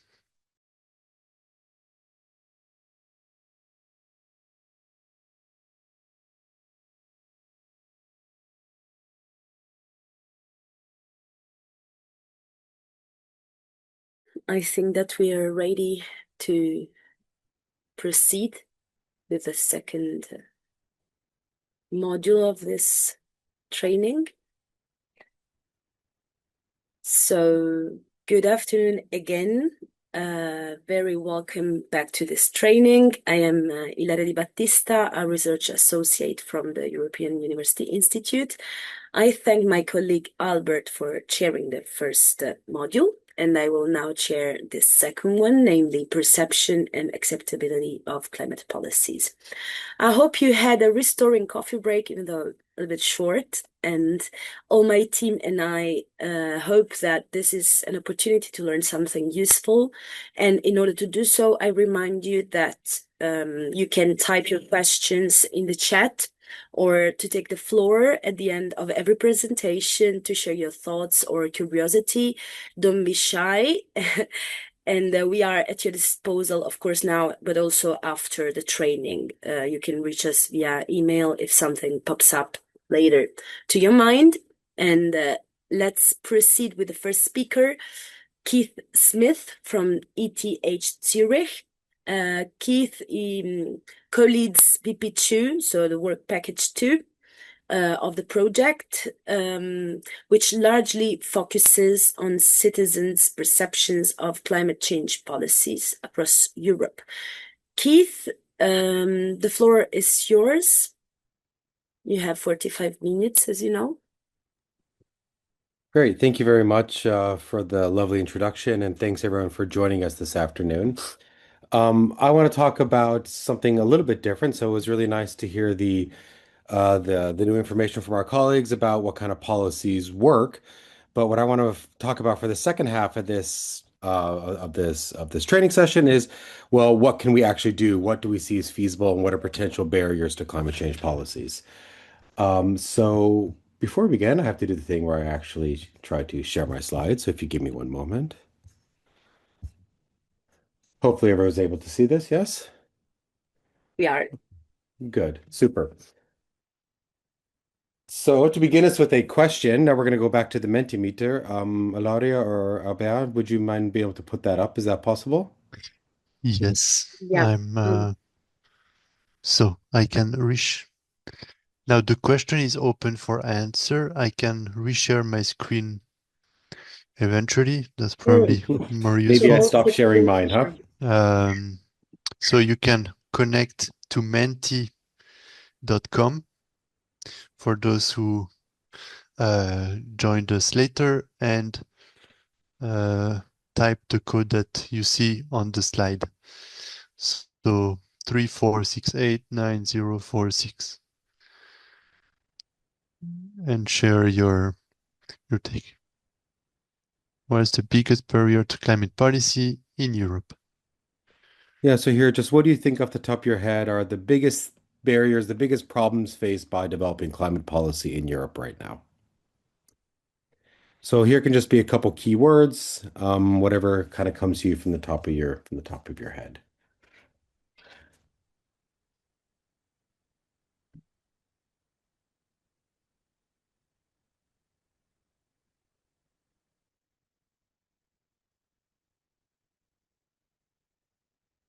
Wait another moment or two to see if we have a couple more responses that come in.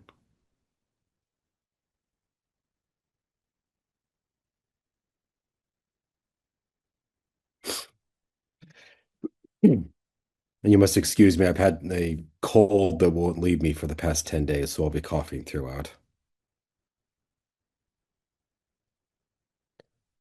Okay, but yeah, it seems like we have a number of different barriers that have popped up.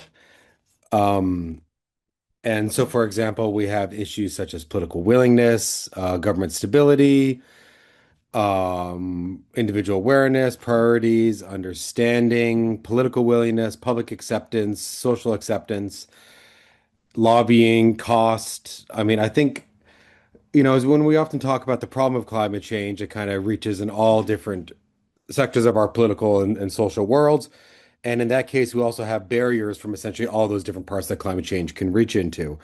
And I would very much agree with a lot of the things that have been written down here. There are unfortunately multiple potential barriers facing climate change policy across Europe. One that we'll talk about and one that is particularly salient right now in a lot of the public discourse are things like public acceptance and social acceptance of climate policy. So that is one of the foci of our project, and that's what I want to dive into for the next part of this talk here.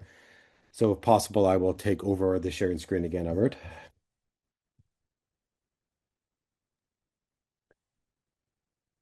Great. And so one problem that we're really faced with a lot now is what do people really want their government to do or not to do about climate change right now in Europe? Here we have two photos that are taken not so far away from each other. One where we have, of course, the farmer protests against climate change, and on the other side we have Fridays for Future style protests where people are maybe demanding further action for climate change. And this presents a bit of a difficulty for policymakers to try to figure out, okay, what should I do? What will the public allow? What does the public actually want for us to do about climate change? And so what we did as part of a way to try to figure out what people want is we have conducted two surveys as part of our Capable project. I want to present results from the first wave of surveys. This survey was conducted last summer, so 2024, and this was conducted right after the EU parliamentary elections.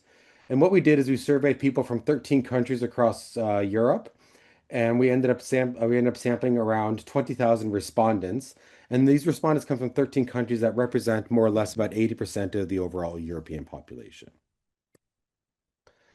And some of the key themes of this survey, we're trying to identify what kinds of policies people want, what kind of policies they don't want, or what kind of policies are people just rather indifferent towards. And in particular, for this first wave of the survey, we were focusing on Fit for 55 instruments. So we'll focus on a lot of the results for Fit for 55 instruments in the presentation here. But as a first step on the results, we asked a question about just how much in general are you in favor or not in favor of climate change policies? And overall, we found that a majority of people in our sample are in favor of climate change policies. Indeed, about 53% of people would support climate change policies in general, whereas really only about 23% of people oppose them. This would, of course, normatively, at least to me, be a relatively optimistic finding, of course, that people are in general want something to happen. But of course, all of us who kind of work in this space know that really depends on what kind of policy we're talking about. So that's really what we're going to focus on here, a lot of the different kinds of policies that people may want. Notably about this too, we found a lot of variance by country as well. Say some countries like people in the Czech Republic were much less likely to support climate change policies, whereas in places like Italy or Sweden, France and Germany, or Denmark particularly, people were more likely to support climate change policies in general. But as part of a further elicitation, getting us thinking here this afternoon, another Mentimeter question. So of course, this isn't a test. There's no grade that you get at the end of the presentation. But based upon what you've seen, what you know, maybe other surveys that you found, what do you think of these four different types of policies would maybe draw the most public support across Europe? First, a general windfall tax on fossil fuel companies. So a tax on companies that generate revenue from fossil fuel. Second, a phase out of new petrol cars by 2035. This would be with no exemptions. Third, a potential tax on beef, or fourth, a tax on air travel. So in both the cases, the tax on beef and on air travel, this would increase the prices for consumers by about 50% for each. So which of these do you think would be the most supported? So I'll turn over to the good old Mentimeter again as well.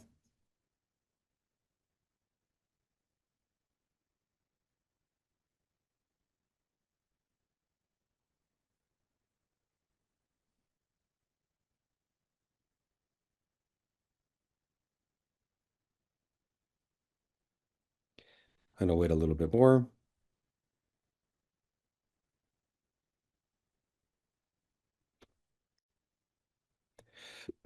All right. Well, looking at this, it looks to me that of us who are participating in the poll, most of us would think that that taxes on fossil fuel companies would be the most popular or draw the largest support across people from people across Europe, while other things that are more directly consumer facing, such as beef taxes or air travel taxes that would have a direct impact on consumer costs would be less supported.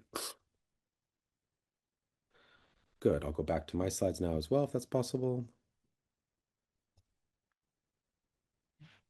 Super. And overall, yes, that's more or less everyone's actually correct. So what we have here is we have the results from 15 different types of policies that we tested for this survey. So we have grouped these policies into three different types: ones that are EU or ETS related, or EU ETS related, ones that are focused more on, say, direct bans, and ones that are more fiscal instruments. And generally speaking, we find that things that are more, say, direct banning types of measures oftentimes are more supported. So things like, excuse me, let me say that again. That's not correct. So some of our more sort of policies are things like the EU Rail Fund, or also say something like banning private planes. Whereas also mandatory installation policies, where we specifically note that this would give support for lower income households. So what's notable about here is that some of the direct bans, say banning EU private planes or things like or banning fossil fuel ads across Europe, have relatively larger support. Whereas some fiscal tools, namely subsidies, have larger levels of fiscal support as well. Whereas some of our other fiscal tools, such as, oh, that rendered poorly, such as taxes on beef and taxes on flights, were not largely supported across Europe. Or also things like banning intensive beef production practices were also not supported as well. And I think for me, these are relatively intuitive. We know that people don't typically like policies that are directly cost facing to them, that impose a cost directly on them, or they see are banning some sort of individual thing that they particularly favor, such for many people like as beef consumption. One thing that's notable about these findings as well is that we do find moderate levels of support for ETS-based instruments. So for example, in general, now note about this, we did explain to people what ETS instruments are because our expectation was that most people in Europe don't know what these are. But we did explain to them what they are in the survey. And then after that, we find that in general, if we were to ask people about ETS in general, slightly more people are in favor than are against it. So it's 36 versus 30. But of course, notable there's a lot of people in the middle. So it's about one third, one third, one third. And we find that these patterns of support are relatively similar across whether we're talking about ETS on transport, heating, or a potential extension of ETS towards agricultural sectors. We found this to be a potentially interesting finding where say maybe the preferences aren't as strongly formed towards ETS as other types of instruments. But this could, of course, possibly be because this is a more technical instrument that a lot of people don't see and they maybe not actually see a direct cost from. But in general, there doesn't seem to be, say, 70% of people against such instruments like we would see for something like beef taxes. And so that would potentially be a normatively positive finding as well for the potential for continuing these instruments. And as an answer to our quiz above, we do note that banning fossil fuel profits, so windfall profits would be the highest supported. But other things such as banning fossil fuel cars or fossil fuel cars after 2035 or taxing flights or beats are much less supported across Europe. Okay, so now we've talked about the different types of things that people want. Maybe we'll turn over to who are the types of people that are more or less likely to support climate change policies.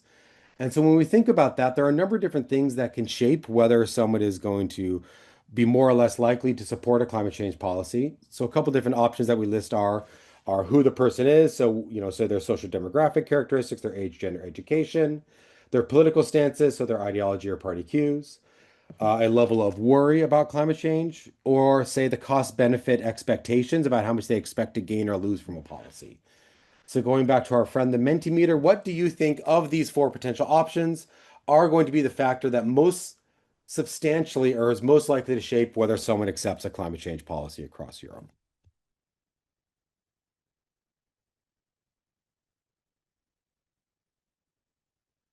So again, I'll give a moment for some of our responses to trickle in.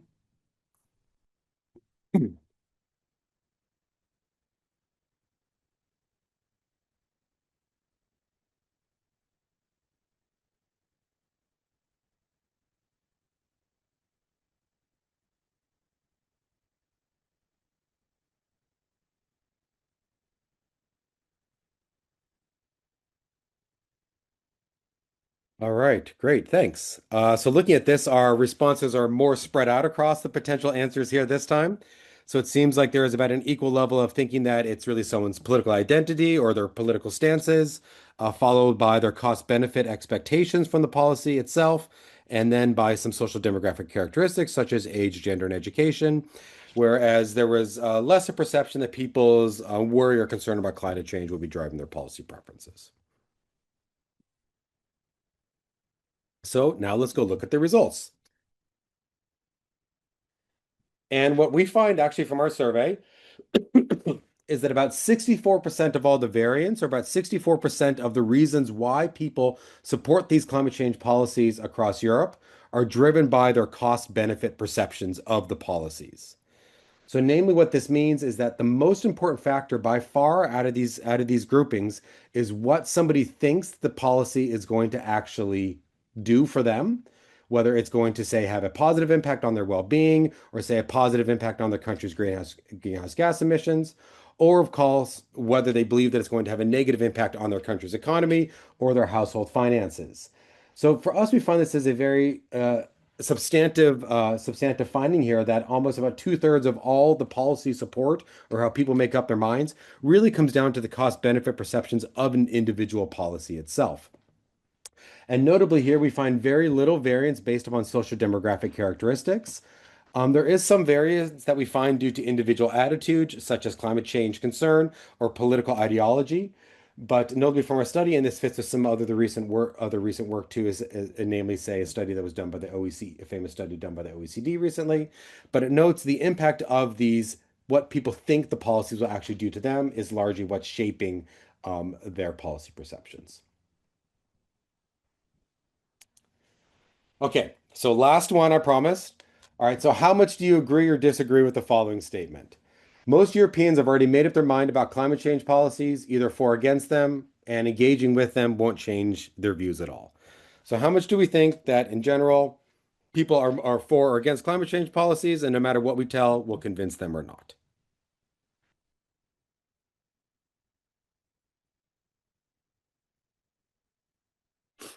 If someone could put up the Mentimeter, that would be helpful, please.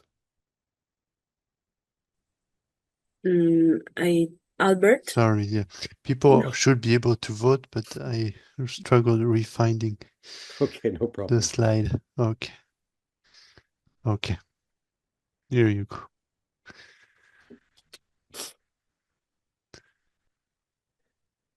Great. I waited a little bit more for some of these responses to come in.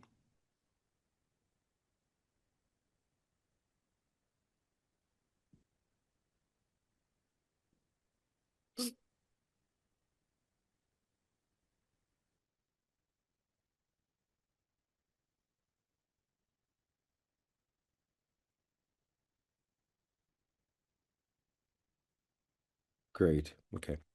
Well, looking at this, it looks like we are kind of in the middle, or more or less split around the middle. To be honest, this is the second time that we've done this, and you all are a little bit more optimistic than the second group, the one that we did this for a couple weeks ago. There was largely a lot of people who strongly disagreed with this statement a couple weeks ago. So, each cohort's slightly different, but good to see that there's some optimism amongst the crowd here, that people can actually change their views. And I'll be perfectly honest, there isn't a yes or right or a right or wrong answer to this question. because a lot of this really depends on how this engagement can happen. But for me, I would read the results of our previous findings to be relatively optimistic in the way that if the largest thing that drives people's perceptions towards a policy is whether they see it as being positive or negative, or having a potential cost, a cost or benefit to them, that allows us to actually change them. Where if it was something like based solely upon social demographics or upon, say, their political orientation, that's something that's a lot more difficult to change or to motivate towards climate change policies. So if I were to vote, I would probably do something between somewhat agree to agree, but that's my own personal perception. There is no right or wrong answer to this one.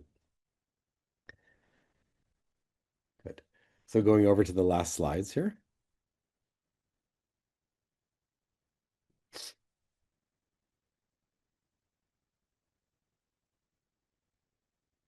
Oh, give me a second.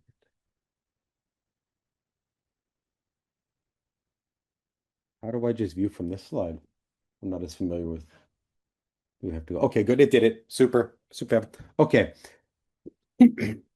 So based upon this idea of who is convincible or not, or are even their people convincible or not, based upon the studies that we did last year, we have gone through and we've done an analysis of the type of people across Europe. So what we've done is we have categorized all of our people across Europe into different groups, and we categorize them based upon whether they always say, yes, I support all climate change policies, always say, no, I never support climate change policies, or their views change a lot. And what we actually find from this is that most people in Europe are actually in the middle. So, for example, around 1/3 of people in Europe, 36% say yes to pretty much all climate change policies. About 20% of people in Europe say no to all climate change policies, whereas about 45, 43, 45% of people in Europe say, well, maybe, yes to some, no to others. And I think that's really an interesting point and something for us to remember is that, say, the more modal group or the people in the middle are actually convincible or actually do vary back and forth based upon the type of policy, whether they would support it or not. So we classify these people who are not always for or not always against in the middle. And then we can take this middle and separate it up into another group. So people who really, whose positions really vary a lot, or so we would call these people conditional, so their positions really vary a lot, or neutrals, who people are in the middle, but they're always just more or less in the middle, neither agree nor disagree to all policies. So what our surveys find is that about 1/3 of all Europeans really have a policy preference based upon the policy type itself, and that whether they like a policy or not varies based upon each type of policy that they are evaluating. What we find particularly about this is that the conditionals, these people in the middle whose policy preferences vary, they again hinge even less than the overall population based upon their ideology or demographics, things that are, say, rather fixed or are more difficult to change, and that their preferences really vary a lot based upon the policy instruments, so the policy type itself, and based upon the cost and benefit balance that they see of these policies. So from our study, about 90% of all the preferences that they have can be attributable to the different types of policies and due to the cost benefit perceptions of the policies as well. So not only do we have a large group of people whose preferences change, but they change a lot, largely due to whether they're evaluating policy and if they think they're going to benefit from that policy. So what we find this to be a very important finding is that there are a large group of people that are really likely to evaluate the policy, what they think it's going to do for them, what they think it's going to cost, and this would indicate to us that they are potentially persuadable either for or against climate change policies based upon how we shape these cost benefit perceptions for people. Namely, if you want to separate these people, or want to look at these people by their groups, we can look at the conditionals itself as a group, and we can look at their voting behavior or reported voting behavior in the recent European elections. And we find that amongst this group, they are a very active voting group. About 70% of them reported voting in the EU parliamentary elections, so one of the higher groups that we had here. And that they are also most likely to vote for parties within the political center, so conservatives, socialists and the left, and then also they are also fairly likely to vote for right-leaning nationalist parties as well. So not only are these a larger group, but they are a group that is very likely to vote, so they don't just sit on the sidelines, and they're also likely to vote for a lot of the parties that occupy the political center of our European parliamentary makeup. Namely, within within this group, we can look at the types of policies that they're more or less likely to support. And we find that they prefer, say, policies with financial subsidies, so like an EU Rail Fund, and they also do have a moderate level of support for bans, particularly ones that impose fewer restrictions for most of the people in the society. So, say, advertising bans or banning on private flights. But they are far less supportive of more restrictive instruments. So, for example, they only 15% of this group are likely to favor a ban on the sale of new fossil fuel cars. So that would show to us in many ways that, that if you look here, we have a wide range of support across these policies, ranging between, say, 15% and 77% amongst this group. They really can change a lot based upon the type of policy that there is.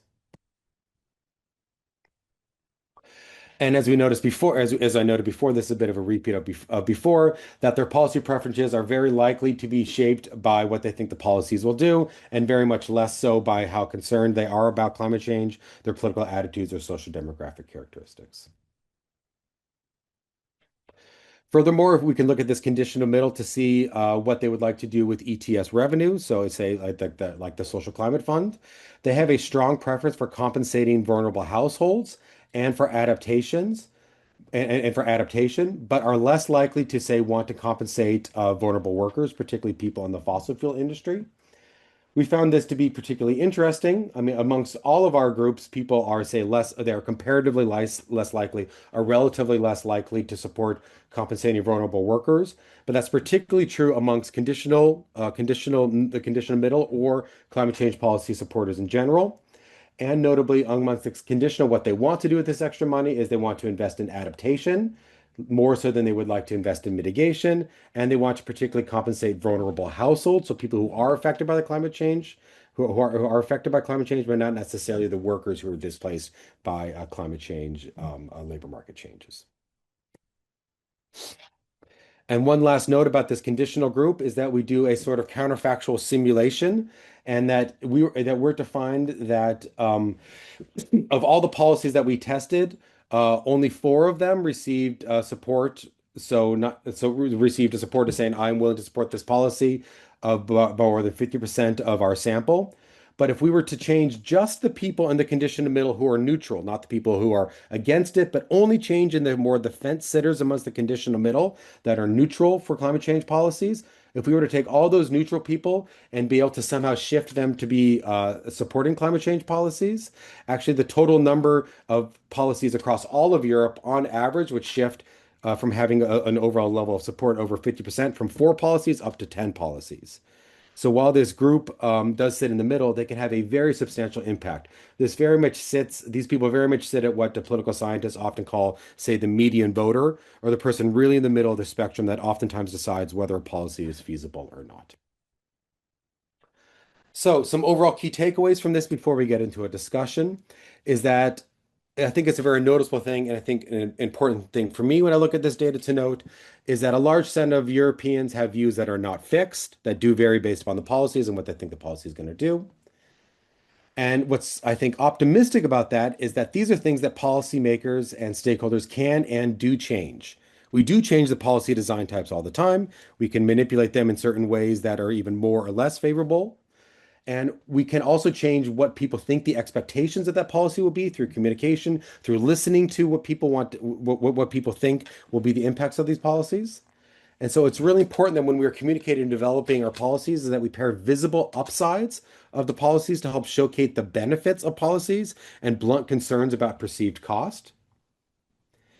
And doing so can help increase our, say, feasibility of such types of policies, and particularly maybe increase the electoral feasibility, but without forcing policymakers to necessarily dilute their ambition. But of course, it's also noticeable about this is that if Europeans' views are not completely fixed, there is a downside risk to this as well, that they can also shift against policies. So adopting policies that have more direct consumer-facing measures, such as taxes or individual consumption bans, can be largely rejected, and this could initiate some sort of backlash. Great. So one last thing that I want to plug really quickly is that we have collected a lot of survey data. So as I noticed, we've collected it from wave one, so in summer 2024, and I presented an overview of those results here. But we also collected a second wave of survey data this last summer, so a couple months ago. And that survey particularly focused on preferences for adaptation versus mitigation-based policies. And what's great about this is all of these data. So the round one is currently available. Round two will be soon available on a data visualization tool that we have developed as part of this project. I'm clicking on this link, and I have a couple screenshots here. So what you can do, and I think this is a really nice tool, is you can go on and play with it yourself, and you can click on, say, the policy over here, and then you can look at the overall level of policy support by country, or you can break it out by the level of education within each of those countries. Or particularly, you can compare the opinion on climate change of all the different climate change policies in Germany for people with all different kinds of education across all the different types of policies. Or you can look at the overall just policy support in general. I think that's a really neat tool that can really show a lot of these nice type of crosstabs and allow people to dive deeper into who supports policies and the different types of policies that are supported in different places in Europe. So on that note, I will end my presentation and allow for some Q&A here. But if you have any questions, of course, as I was mentioned before, please feel free to contact me or to contact the project group as well. Thanks. Thank you so much, Keith. Yeah, on the chat, you can find the tool to use the public data visualizations. I think that this is very interesting and very useful at the same time. So while our audience is, there is already a question, maybe already two. While we collect more questions, I wanted to ask curiosity.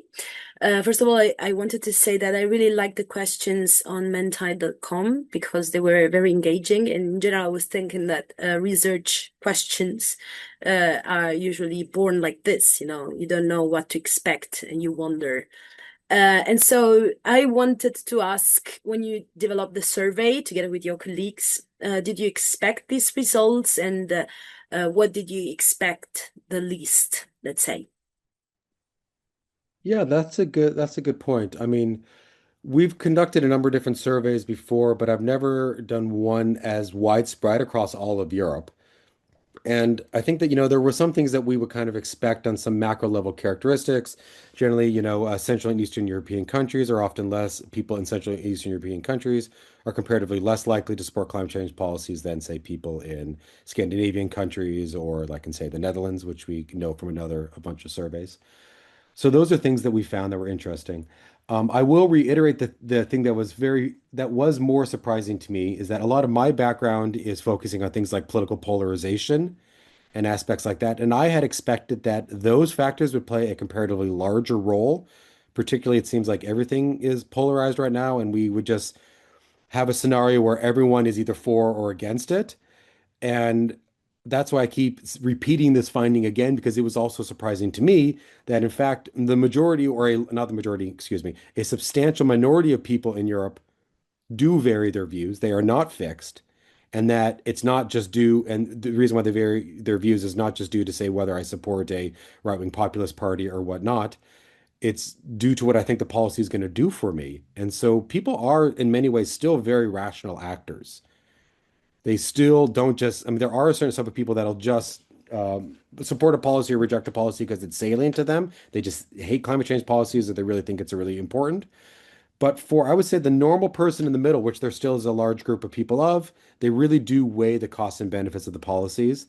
And I think in some ways that shows a level of optimism that we can motivate substantial amounts of people towards climate change policies if we can demonstrate that they will have more benefits for people than costs, which is maybe not the easiest thing, but I think is an important takeaway for me. Very, very interesting to me, this. I have, of course, tons of questions about it, but let's move to the audience. First, there is a question by Elizabeth, who says, what PR or activities at outset aid to build the perceptions comprising cost benefit? Yeah, I think what's important about this is that while I say on one hand side, people do weigh the cost benefits, towards certain types of things, there are perceptions that are the cost benefit perceptions, my guess, are less malleable than others, right? So if we were to be doing something like carbon taxes that have a direct public facing cost per person, a visible public facing cost, I could imagine that there is less that can be done to change people's perceptions because this is rather well established, rather well deeply embedded in people.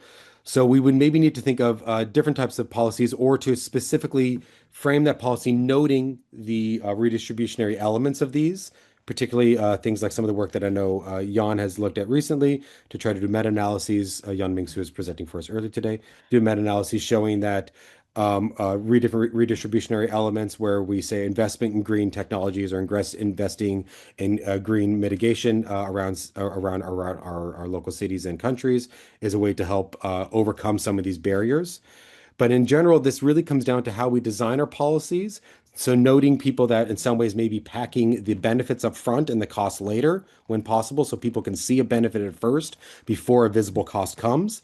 That's maybe one of the problems of something with climate with carbon taxes, is because a lot of times the cost comes first and the benefits come later.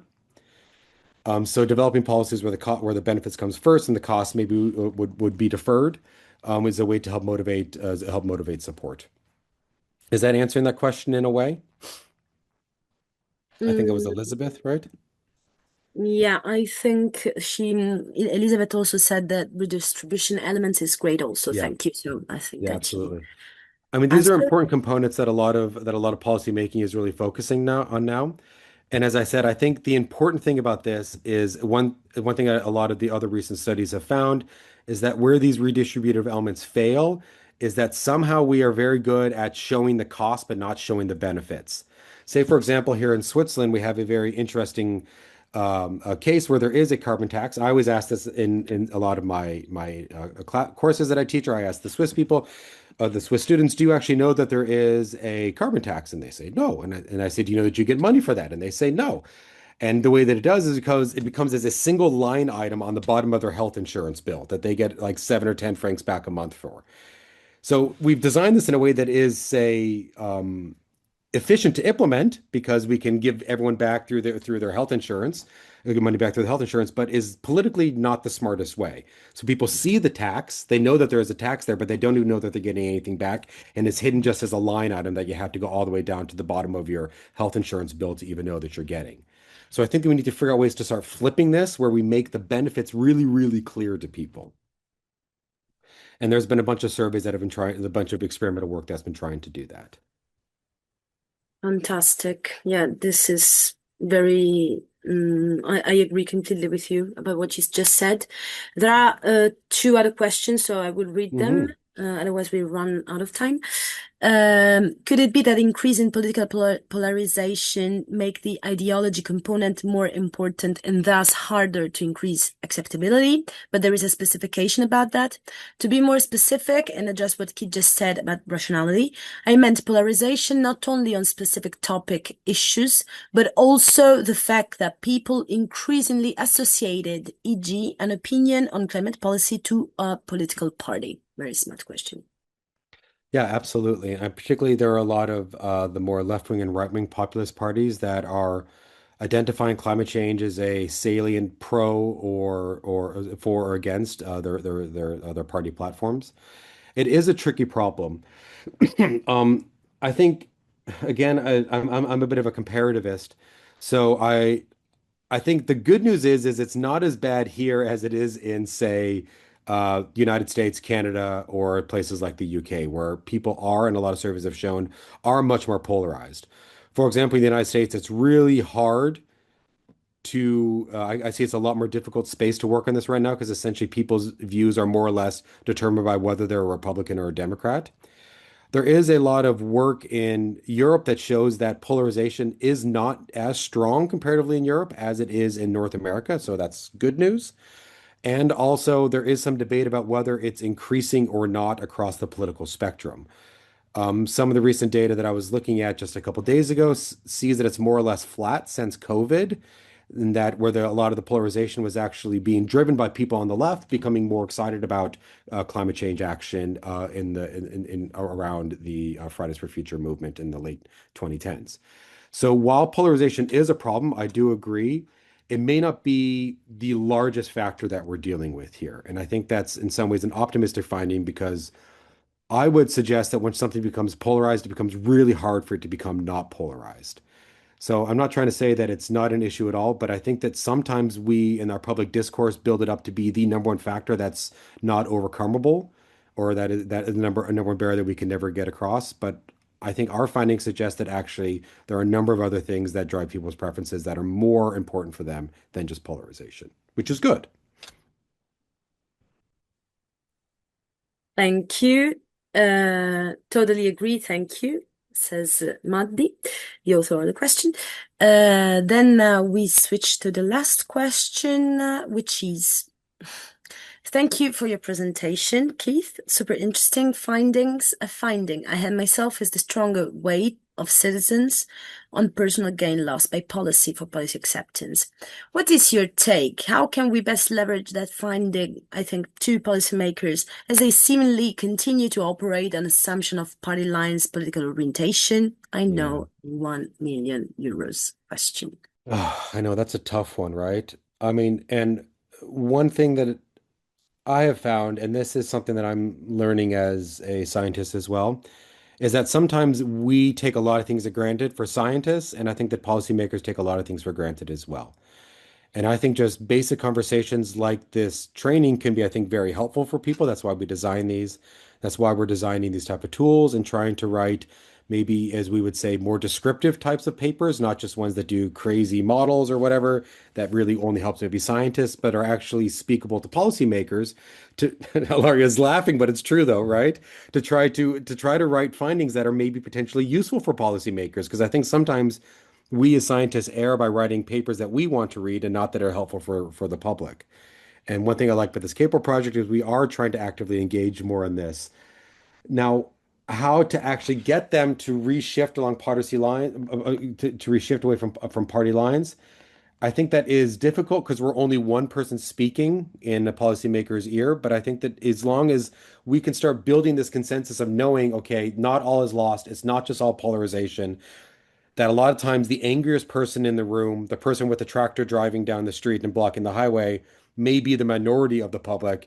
And generally speaking, people actually maybe are neutral or for the policy itself. And we should start listening to the middle people and not just towards the really angry 10%. And that's not the easiest thing to do, but I think it really is almost just like one-on-one conversations. I don't think there's going to be some sort of mass communication, one-page bulletin that's going to change everybody's minds. But I think it's bringing in this perspective in our conversations with policymakers and stakeholders such that we can understand the reality of the situation is not completely determined right now, and that there is a lot of conditionality and variability out there. So that's kind of maybe not answering your question, but I think that I'm more of a change as a one-on-one kind of person than a macro one silver bullet changes everything kind of person. But that's my kind of Keith perspective. So thank you, Keith. As always, we have the last question from Albert. yes. The findings on preference for financed adaptation Yeah. across groups is also interesting. How do you explain it to be so supported? Is that what motivated the second wave? Yeah, I mean, that's a great question, Albert. I think that surprisingly, we know a lot about mitigation and we know a lot about what people like about carbon taxes or namely don't like about carbon taxes. But we know a lot less about adaptation. And you're right. So we saw those findings, and that was a bit surprising for us that so what those findings are is we kind of force people to choose which of these types of things would you like to invest this extra governmental revenue in. And people were much more likely to support things like adaptation than mitigation, which we thought was kind of interesting. So based upon that and our kind of lack of general understanding about adaptation versus mitigation, we tested that. And as a brief hint on those findings, which we are still writing up now and hope to publish here soon, in general, we actually did not find that if you tell people what adaptation is and tell people what mitigation is, they have largely no difference in whether they want policies to adapt or to mitigate. It's more or less split 50-50 between the two. which we said, okay. But when you look at specific policy types, people prefer policy types that are more likely to be associated with adaptation than policy types that are more likely to be associated with mitigation. And so what this means is because a lot of our adaptation policies are oftentimes investments, right? So this is creating infrastructure. This is oftentimes government expenditures. This is in some ways creating jobs. This is creating capacities on the local level for people, which people like. Whereas mitigation policies are a lot of times, unfortunately, things like taxes and bans, which people don't like as much. So for me, I think that, of course, adaptation is becoming an increasingly important thing, as unfortunately we are still increasing our emissions. So we need to focus on that. But I think maybe the takeaway from that is that we can also start adapting a lot of policies that do engage in mitigation, but also take on some of these things we know people like, which are oftentimes investments and things like that, to help make it easier for people to make the natural choice of mitigation. Thank you very much. Thank you. Really, it was super interesting. You know that every time I learn something new, so thank you again. I think that the time is over, so we can move to the following presenters. However, thank you very much, and see you very soon, Keith. Thanks everyone for your attention. Thank you. Okay, so let's move to Alessia, Casamassima. So this is the second last part of this session. Unfortunately, Eugenia Mansutti couldn't make it, so the good news is that we finished earlier. However, now let's focus on the presentation by Alessia Casamassima, who is a research associate from the European University Institute and a dear colleague. She works on the work package 4 on local governance of the ecological transition and citizen engagement. Alessia, would you mind sharing your screen and start the presentation? Yes. Thank you very much. Thank you, Ida, for your nice presentation. So I share my screen.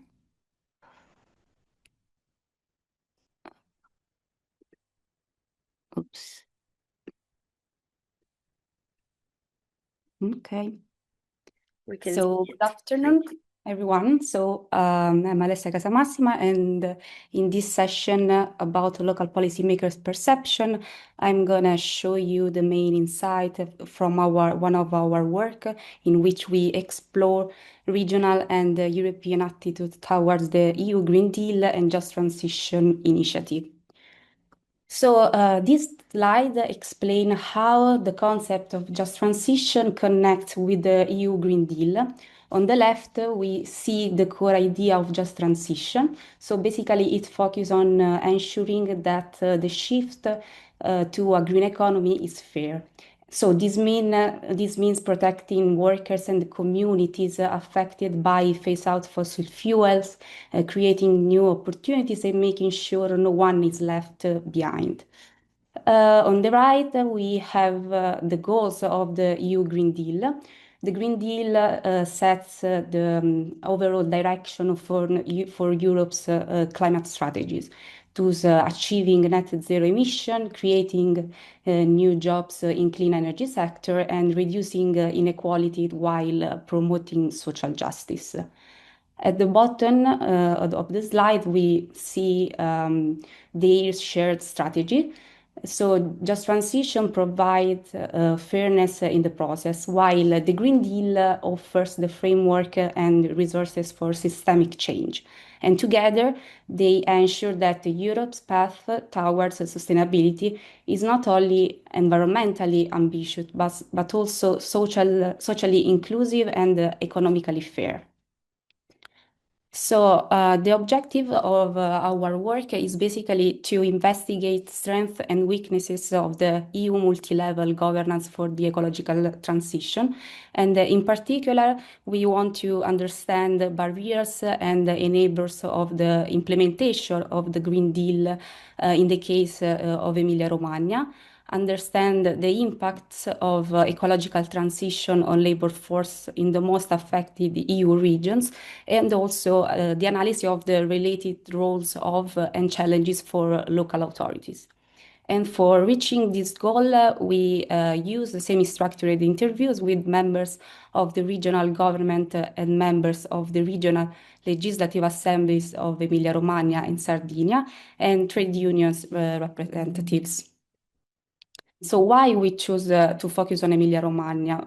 Emilia-Romagna is an Italian region very involved in this kind of green initiatives. For instance, the 2030 Energy Plan and the Pact for Work and Climate, and also for its participation in the EU decision-making process 2021.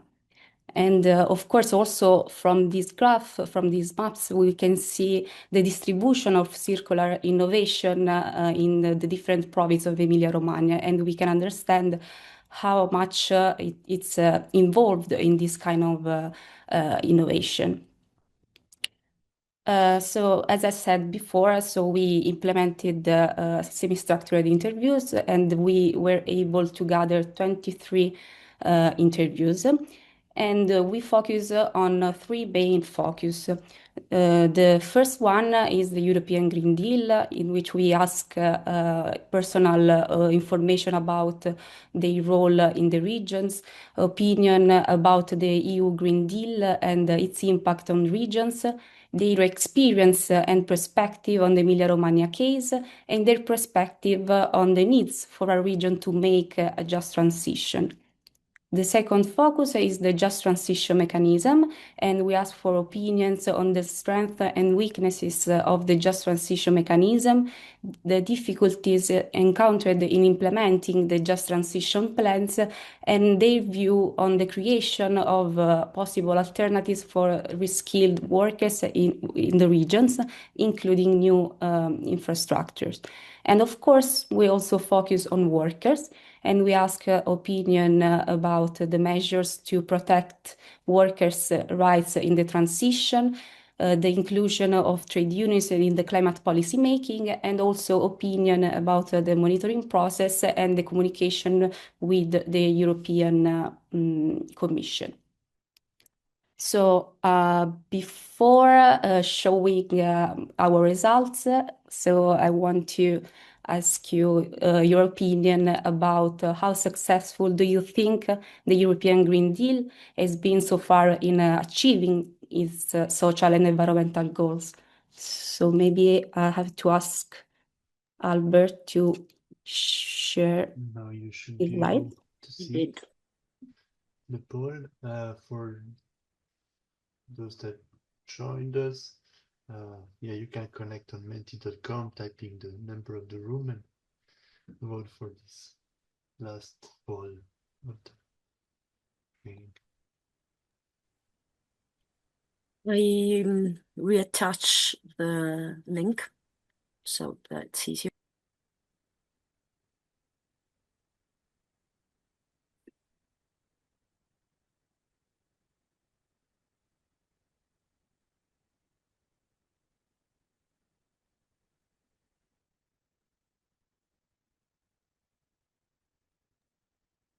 Okay, for the ones who joined us later, you can click on the link in the chat and type the code to answer to this question in order to see what you think about this.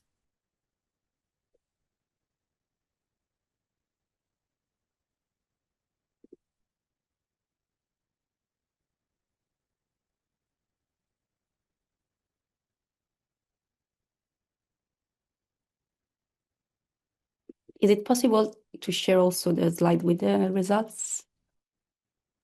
We see it. We're just seeing it. There are 5 slightly successful, then 4 moderately successful, 1 successful, and 1 very successful. Okay. Okay, thank you.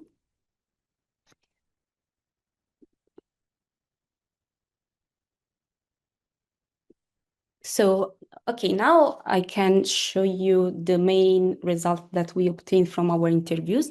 So the first block of questions concerned opinions about the European Green Deal.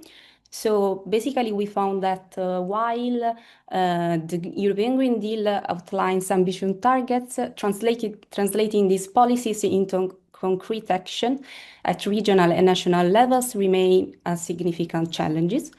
And also, interviews said that due to the time frame imposed by the European Commission, they often ended up either not using these funds or using them for initiatives that were not related to energy transition. And of course, the consequence is that those local areas abandon this project, thus missing the opportunity to create new opportunities to have a just transition. On the other hand, we have that the most positive opinion refers to its strategy plan because they recognized a significant opportunities in this framework. And the most negative opinion is related to the fact that the European Green Deal made no change in the context of the transition. Indeed, some identify the initiative as a mere smoke and mirrors designed to create the apparency of progress. Oops. Then we also ask advantages and disadvantages deriving from European Green Deal. So the most common advantages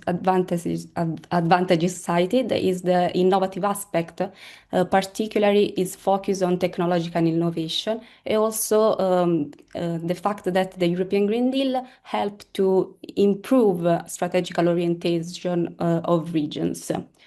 On the other hand, a crucial issue concerns the fact that there is still a shared unawareness of climate issue.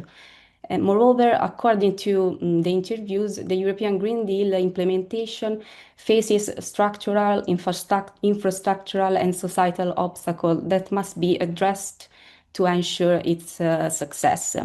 And another major critique focuses on the limited involvement of local communities and trade unions, especially in the decision-making process. Then we ask opinion about regional needs to perform a just transition. And the most common response is the need for greater environmental awareness and knowledge, especially of the climate change issue and why we need a just transition. A better coordination is also needed both across policy making areas and between different levels of governance. And also respondents highlight that this lack of coordinations exists at various levels, from politicians to citizens. Another problem is the difficulty of unifying diverse interests under a coherent strategies. And this fragmentation of interest coupled with the often complicated interplay between public and private sector was seen as a significant barrier to effective implementation. And respondents expressed frustration that the gap between intentions, plans, and actions remains particularly pronounced in this context. So basically, to sum up, participants generally perceive the European Green Deal as a positive initiative that has successfully integrated diverse climate policies, enhanced also attention on climate issues, provided greater legitimacy to climate policy frameworks. A key advantage frequently mentioned is its role in fostering innovation and supporting technological transitions. But however, a major limitation remains the widespread lack of awareness and knowledge among individuals, especially regarding climate issue, which could hinder the effectiveness of the policies. And despite the progress, several obstacles have also emerged, including the limited involvement of local communities and especially trade unions in the decision-making process. And this issue is compounded by coordination challenges between regional and national governments, which require for sure further institutional support. And so addressing this barrier will necessitate improved coordination mechanism, stronger cultural adaptation strategies, and enhanced public awareness effort to ensure that the European Green Deal's objectives are effectively implemented at all governance levels. And finally, I want to show some insight from our case studies on the just transition mechanism. So the just transition mechanism has been created to ensure that the transition towards a climate neutral economy happens fairly. Indeed, it supports regions heavily dependent on fossil fuel in their transition to a low carbon economy and seeks to center the interests of those that are most affected by the low carbon transition. So during our interviews, we consider local policymakers and trade unions from Sardinia in Germany, and we also consider people from trade union confederation. So the main results are that respondents talk about the creation of green jobs locally, which is not always being realized.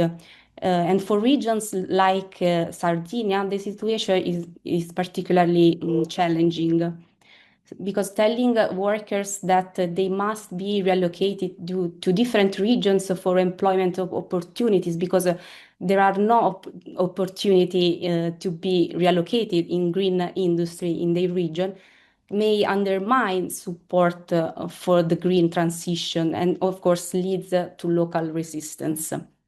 Respondents also emphasize that the just transition funds are not managed efficiently due to the limited involvement from local stakeholders, especially trade unions. This has resulted in a disorganized approach where many municipalities recycle old or unrelated projects, leading to a mismatch between the funding and the objective of the just transition funds. Additionally, many policymakers express the view that the just transition mechanism process should have been initiated locally, starting from an analysis of the territorial needs rather than from Europe. And without this coordination, there is a risk that the funds will be spent inefficiently.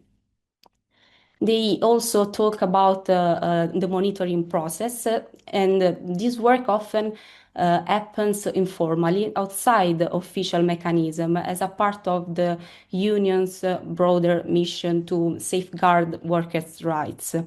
And the absence of localized monitoring structures, such as regional subcommittees, highlights a significant gap, and so creating disconnect between high-level decisions and their local impacts, leaving, of course, unions and stakeholders with insufficient information about project outcomes.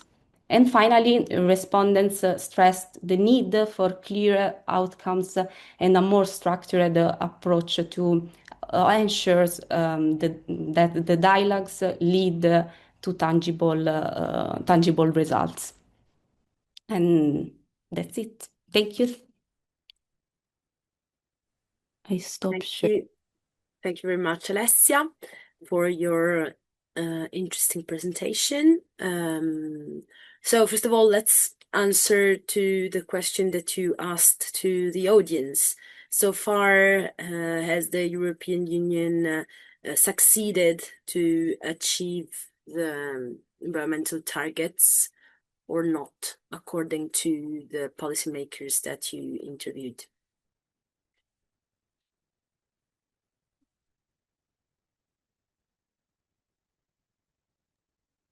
I'm sorry, should I? No, I just I just asked you Okay. whether in like to summarize, the policymakers said that they have achieved the environmental targets or not, basically. For now, no. So during the interviews, especially policymakers, but also politicians told us that due to, especially in Italy, due to bureaucratic barriers, they are not able to achieve the targets that the just transition mechanism imposed. And the real problem is the timing, because as I said before, the timing imposed by the European Commission is too tiny, in their opinion, due to the bureaucratic part that they should take to implement correctly this kind of project. Yeah, so climate, let's say they are too ambitious, we can rephrase. In other words, Yes. for Italians or Exactly. It's not real, so it's very far away from the real world in which we have, in the real situation that in which we have, especially in Italy. Yeah, I know. Elizabeth writes a comment. I like that Alessia quotes bring forth the need to have a just transition. That's at times quite the challenge, depending on participants, constituents, trade unions, as I've experienced in 3 to 5 countries. Terrific example. Thank you, Elizabeth, for the comment. I have another short question, while maybe yeah, somebody needs to leave. Another short question about the selection of participants. Like, how did you like reached out to the people that you interviewed, and whether it was simple or maybe there were like, I don't know, the selection rate? Okay, so thank you, Ilaria, for your questions. Yes, so basically we have a purposive sample, in the sense that we initially consulted the official regional website, and then we sent emails to this contact. And in this case, the responses rate was very low, so less than 5%. And we then use the snowball technique. So basically, we ask our interviews for other useful contacts from their contacts. But still, the rate was super low. Because it's a tough topic, and also it's not easy to express their opinion, because still the project now is still ongoing, and we don't have results, concrete results from just transition funds, just transition mechanism in general. So it was tough.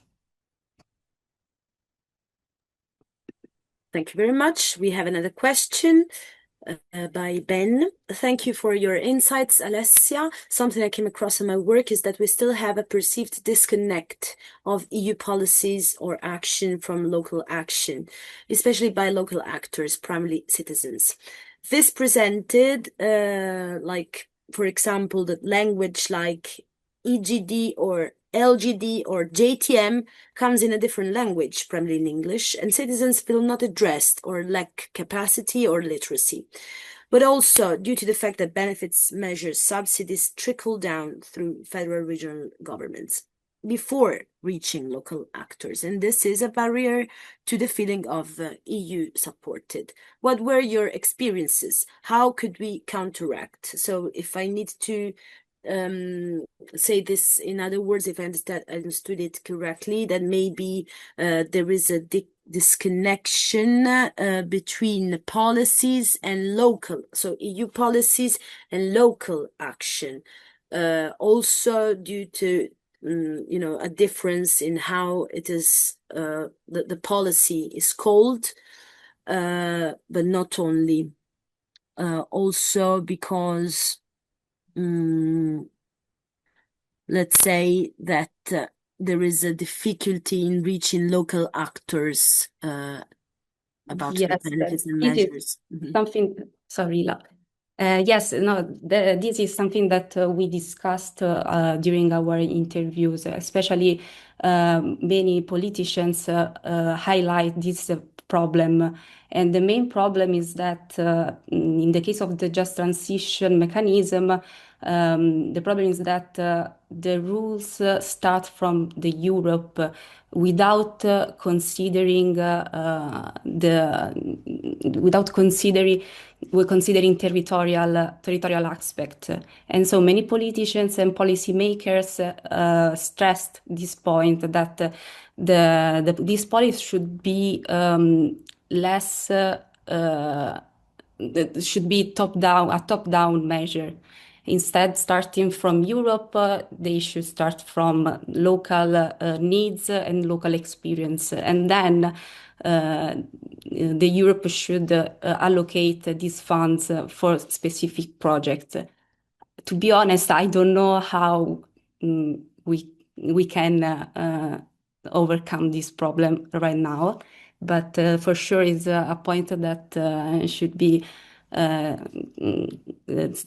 European Commission in general should be considered when they implement this kind of initiative and project for sure. Thank you very much. Yes, I didn't even think about the fact that the acronyms can be also misleading. Okay, I think that the time is up. Thank you very much, Alessia, for your presentation. And now we move to the next and last presenter, who is Pablo Núñez Yebra. He is a PhD candidate from the Universidad Autónoma de Barcelona. And I invite you to take the floor, Pablo. Yes, hello. Do you hear me well? Yes. Okay, I'm gonna share the screen. Okay.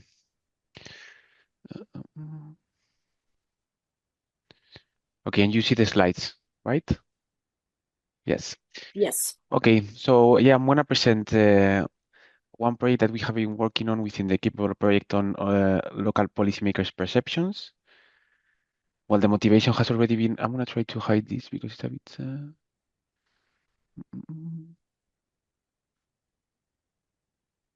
Okay. So this has already been said, no, that 70% of global CO2 emissions occur within the boundaries of cities, which are home to more than half of the global population and generate over 80% of global GDP. However, the potential contribution of cities to mitigate greenhouse gases emissions remains constrained and diverges significantly among countries. So this is the focus of our study. We want to look precisely at what is the relative and complementary capacity of local European Union governments compared to higher levels of governance to address the climate crisis and reduce greenhouse gas emissions. And within that, we want to look at different things, or we have been looking at different things. The first is, in terms of local competencies, what is the realistic potential for an ambitious city government to reduce greenhouse gas emissions? And then we are also looking, as I said, of this multi-level climate governance in terms of like the limitations and coordinations of local governments with other cities, regional, national governments, and finally the European Union. And then we want to look at how effective are the local climate policies in place and how effective are the sustainability, mobility, and tourism policies in place specifically. That's because the 5 cities that we are looking at, that are Barcelona, Berlin, Milan, Paris, and Prague, the 5 of them have this big challenge of both tourism and mobility. And yeah, within the cities, we have interviewed politicians, policy advisors, and civil servants working in climate, environmental, urban planning, and mobility areas. We have chosen these cities because, well, the 5 of them have a similar population in terms of like being having more than 1 million inhabitants. Also because all of them are very relevant economic and political centers. 3 of them are capitals of their countries, and 2 of them are not. Barcelona and Milan are not the capitals, but they still, as I say, they have a strong relevance in their countries. But they are based in 5 countries that have very different governance structures. And that's what we are interested in, not checking and seeing how these governance structures affects in each case to the governance of the city, the implementation of policies, and also what limitations they encounter in each case. We have this local decentralization index from the European Union that gives for each European Union country like how decentralized their local governments are.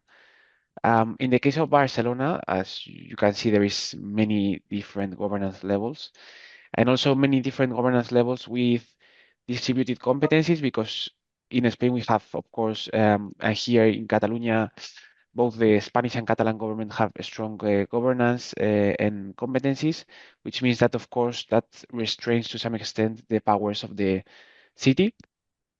And also in Barcelona, we have a metropolitan area that also has some competencies, some political competencies. So yeah, as you can see, well, the overall decentralization index is 2.2 out of 3. 3 is the maximum, and is in the position number 6 out of 27 countries of the European Union, while the political decentralization is kind of lower. It's 1.8. By the way, the levels that are marked in red are because those are the levels that we are interested in and that we have been interviewing politicians and policymakers. Then in the case of Italy, well, it's more or less similar situation. It has several levels of governance, which also complicates the governance of the city. And the centralization index is, well, the overall is a bit lower, but then the political a bit higher. And then in Prague, Berlin, and Paris, in all the 3 cases, the 3 of them, of course, are the capitals of their countries, but all the 3 cities have a special status of having both municipal and either departmental, state, or regional powers, which gives them stronger competencies. But then, of course, in the case of France, for example, it's a very centralized state, which doesn't distribute a lot of power among the regions and the cities. In the case of Berlin, the contrary, because it's a federal government, and now cities and states have very, very strong competencies. So it's the highest in the European Union, while Prague is perhaps in a bit more intermediate states. So this is as I say, what we are interested in, and seeing how these governance levels affect in each case. Then we have also the well, how they're doing in terms of environmental policies. We know that Paris and Barcelona have had in the last years ambitious governments that have implemented several sustainable policies. And we have this ranking that is called Clean Cities Campaign that focuses mainly in sustainable mobility policies, which is one of the focus of our study. And well, we also have this ranking, which is useful to see how each city is doing in terms of the policies that they have implemented in the last few years. So we see that Paris is ranking first with highest score for access to climate-friendly mobility and policies. Barcelona second, like second, but 10th in the overall ranking. And then yeah, Berlin, Milan, and Prague. Prague is the last one and is in position number 29. So the interviews that we did were made or composed of 17 questions, 1 hour long, semi-structured interviews, which means that we could ask follow-up questions depending on what the respondent answered and whether he or she would open an interesting topic that we would like to know more about. And then there were some quantitative questions with the Likert scale from 1 to 5. And the questions were distributed in 3 blocks. The first block is climate policy is a bit more general, asking about mechanisms, tools, scientific knowledge, the role of cities in addressing the climate crisis, citizens' involvement. Then block 2 is more focused on sustainability, sustainable mobility and tourism policies, asking about effective policies in each case, comparison with neighboring cities, and needs of residents, tourists, and vulnerable groups. And then we have block number 3, which is the complementarity and coordination with other governance levels and cities. in which we ask for and about needs from regional and national institutions, carbon leakage, interactions with higher levels of governance, and this is a bit the overview of the questionnaire. Okay, just 1 second because I cannot see the. I think okay, better, because I was not seeing the video. Okay, we're here. We're still here. Don't worry. Okay, great. So then in terms of interview numbers, we have done a total of 38 interviews, distributed among the different cities. We have in Berlin, we have 5 interviews. And then in Milan, Paris, Prague, and Barcelona, we have a more or less similar number, no? Milan 7, Barcelona 8, and Prague and Paris 9. We are, of course, limited by the access that we can have to policymakers in the cities because, as all of you who have done this kind of studies, it's not easy to reach them in many cases. So, but still, I feel that it's a good number, and we managed to get interesting and relevant insights from all the cities. So that's positive. So to give you a little like image on some of the results. Here we have the result of one of the quantitative questions. That is, how likely do you think it is that the European Union will achieve its targets to reduce carbon emissions to net zero by 2050? This is more of an introductory question to try to capture the positivity or negativity of the respondent in terms of the climate policies that are being done on the different levels of the European Union. There is not much to say other than we can observe that, for example, Berlin has a much higher rate than the other cities, which I interpret as, part of the reason I interpret of it is that Berlin is, of course, I feel more attached to European Union institutions and working more closely with them than perhaps other cities. So, I assume that they might have a bit more positive vision. While I see that Barcelona is the one that ranks has lowest score. And as I did the interviews in Barcelona, I can say that I think it's partly because Barcelona has had, as I say, a very ambitious government in the last few years, in the last decade. They have implemented very ambitious policies, but I think they don't see themselves as being sufficiently supported by higher governance levels, which we will see now in the qualitative answers. And I think that they see that other levels are not doing their work, and therefore they are ranking worse, and like they consider that the targets might not be fulfilled. But I will show you this better now. Well, here quickly we have now which tool do you consider more effective for your climate policies, which in pricing, subsidies, and regulation, and why? We ask them to say a score from 1 to 5 for each mechanism. There is not much to say here. Like, it's interesting to see how, of course, respondents have very different perceptions. This is also changing depending on which area the respondent is working with. No, like someone working in mobility might be more in favor of, for example, like regulation, but someone working in climate action might prefer pricing. So I would say this is not so much city specific, but more area specific. So, well, now with the topics that emerge, we have a lot. I'm not going to go in detail. This is just an example to show that its city mentioned many different topics and issues. In terms of complementarity and coordination with other governance levels, which is block 3.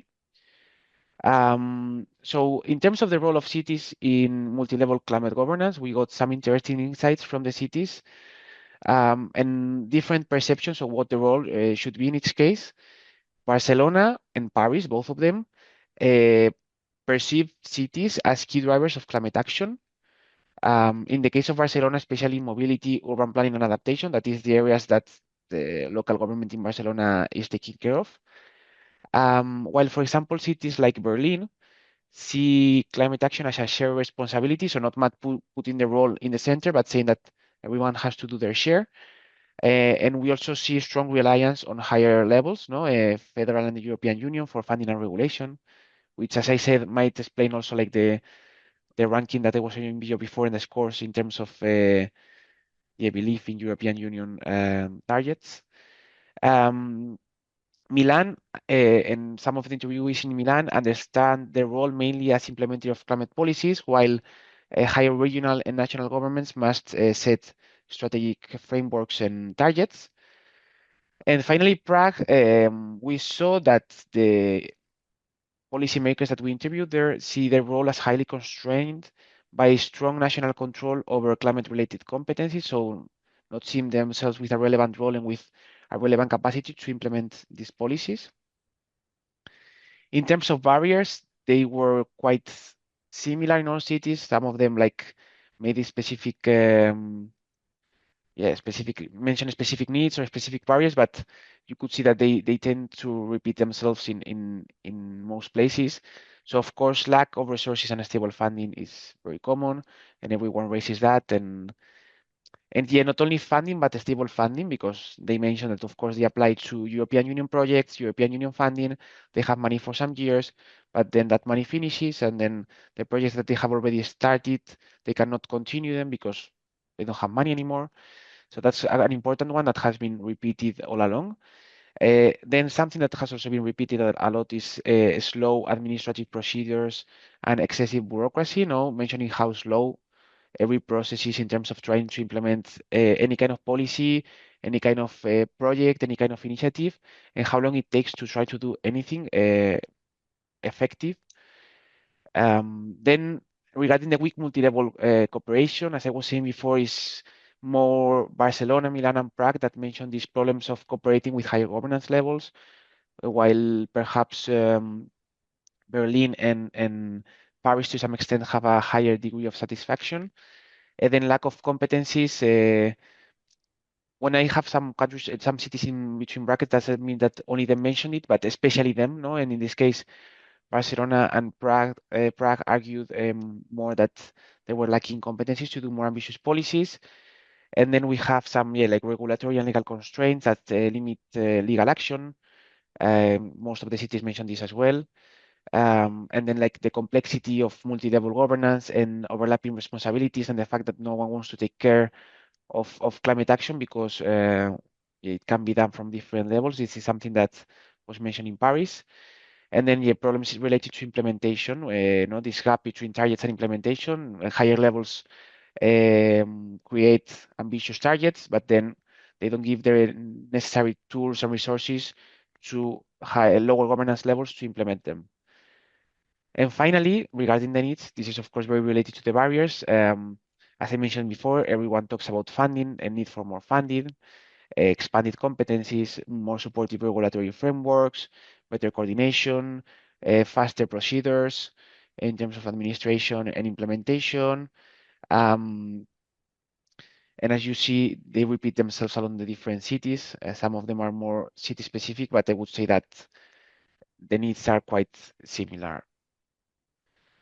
So as preliminary conclusions, because this is still a working process that we hope to have ready soon, the strongest climate leadership is perceived in Barcelona and Paris, while Berlin relies more on this multi-level cooperation and Prague faces the most structural constraints. Barriers are quite similar across cities, with coordination with higher governance levels, administrative burdens, unstable funding, regulatory constraints, and gaps between, as I was saying before, higher levels targets and lower levels implementation. And they say that in order to be able to implement effective and ambitious local climate policy, they require and need, first of all, stronger competencies, second, stable funding, and also frameworks that allow them to implement these policies without having to then set back and like have problems in terms of like legal constraints, and better multi-level cooperation. This is it. Thank you very much. Thank you very much, Pablo, for your presentation, which was the last one. Let's answer to one or two questions. Great. Because otherwise we run out of time again. I will start with a comment, first of all, while our audience maybe gather some questions. Mm-hmm. So there is a high diversification among the cities, most of all on perceived responsibility over climate action. The local decentralization slide was very interesting. Have you noticed differences among the cities based on the different structures of the governance, most of all the ones perceived maybe too bureaucratic, and on the climate implementation, climate action implementation, for example.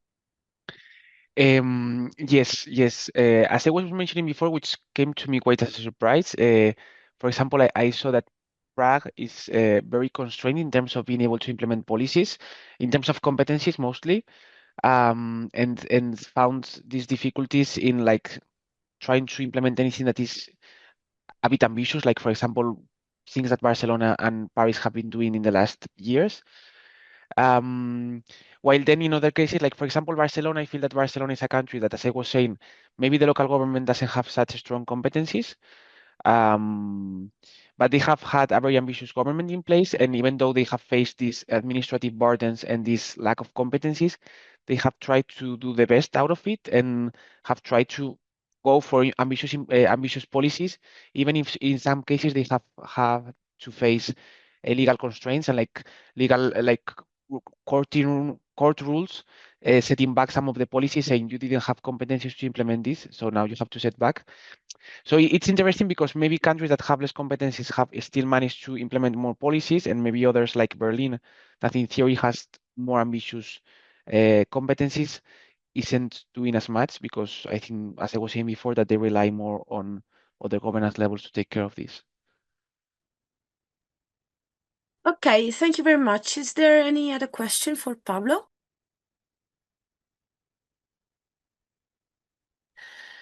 Okay, for now, there's no other questions, so I would leave the floor to Albert for the concluding remarks. Thank you very much for the Thank you. attention and the presentation again.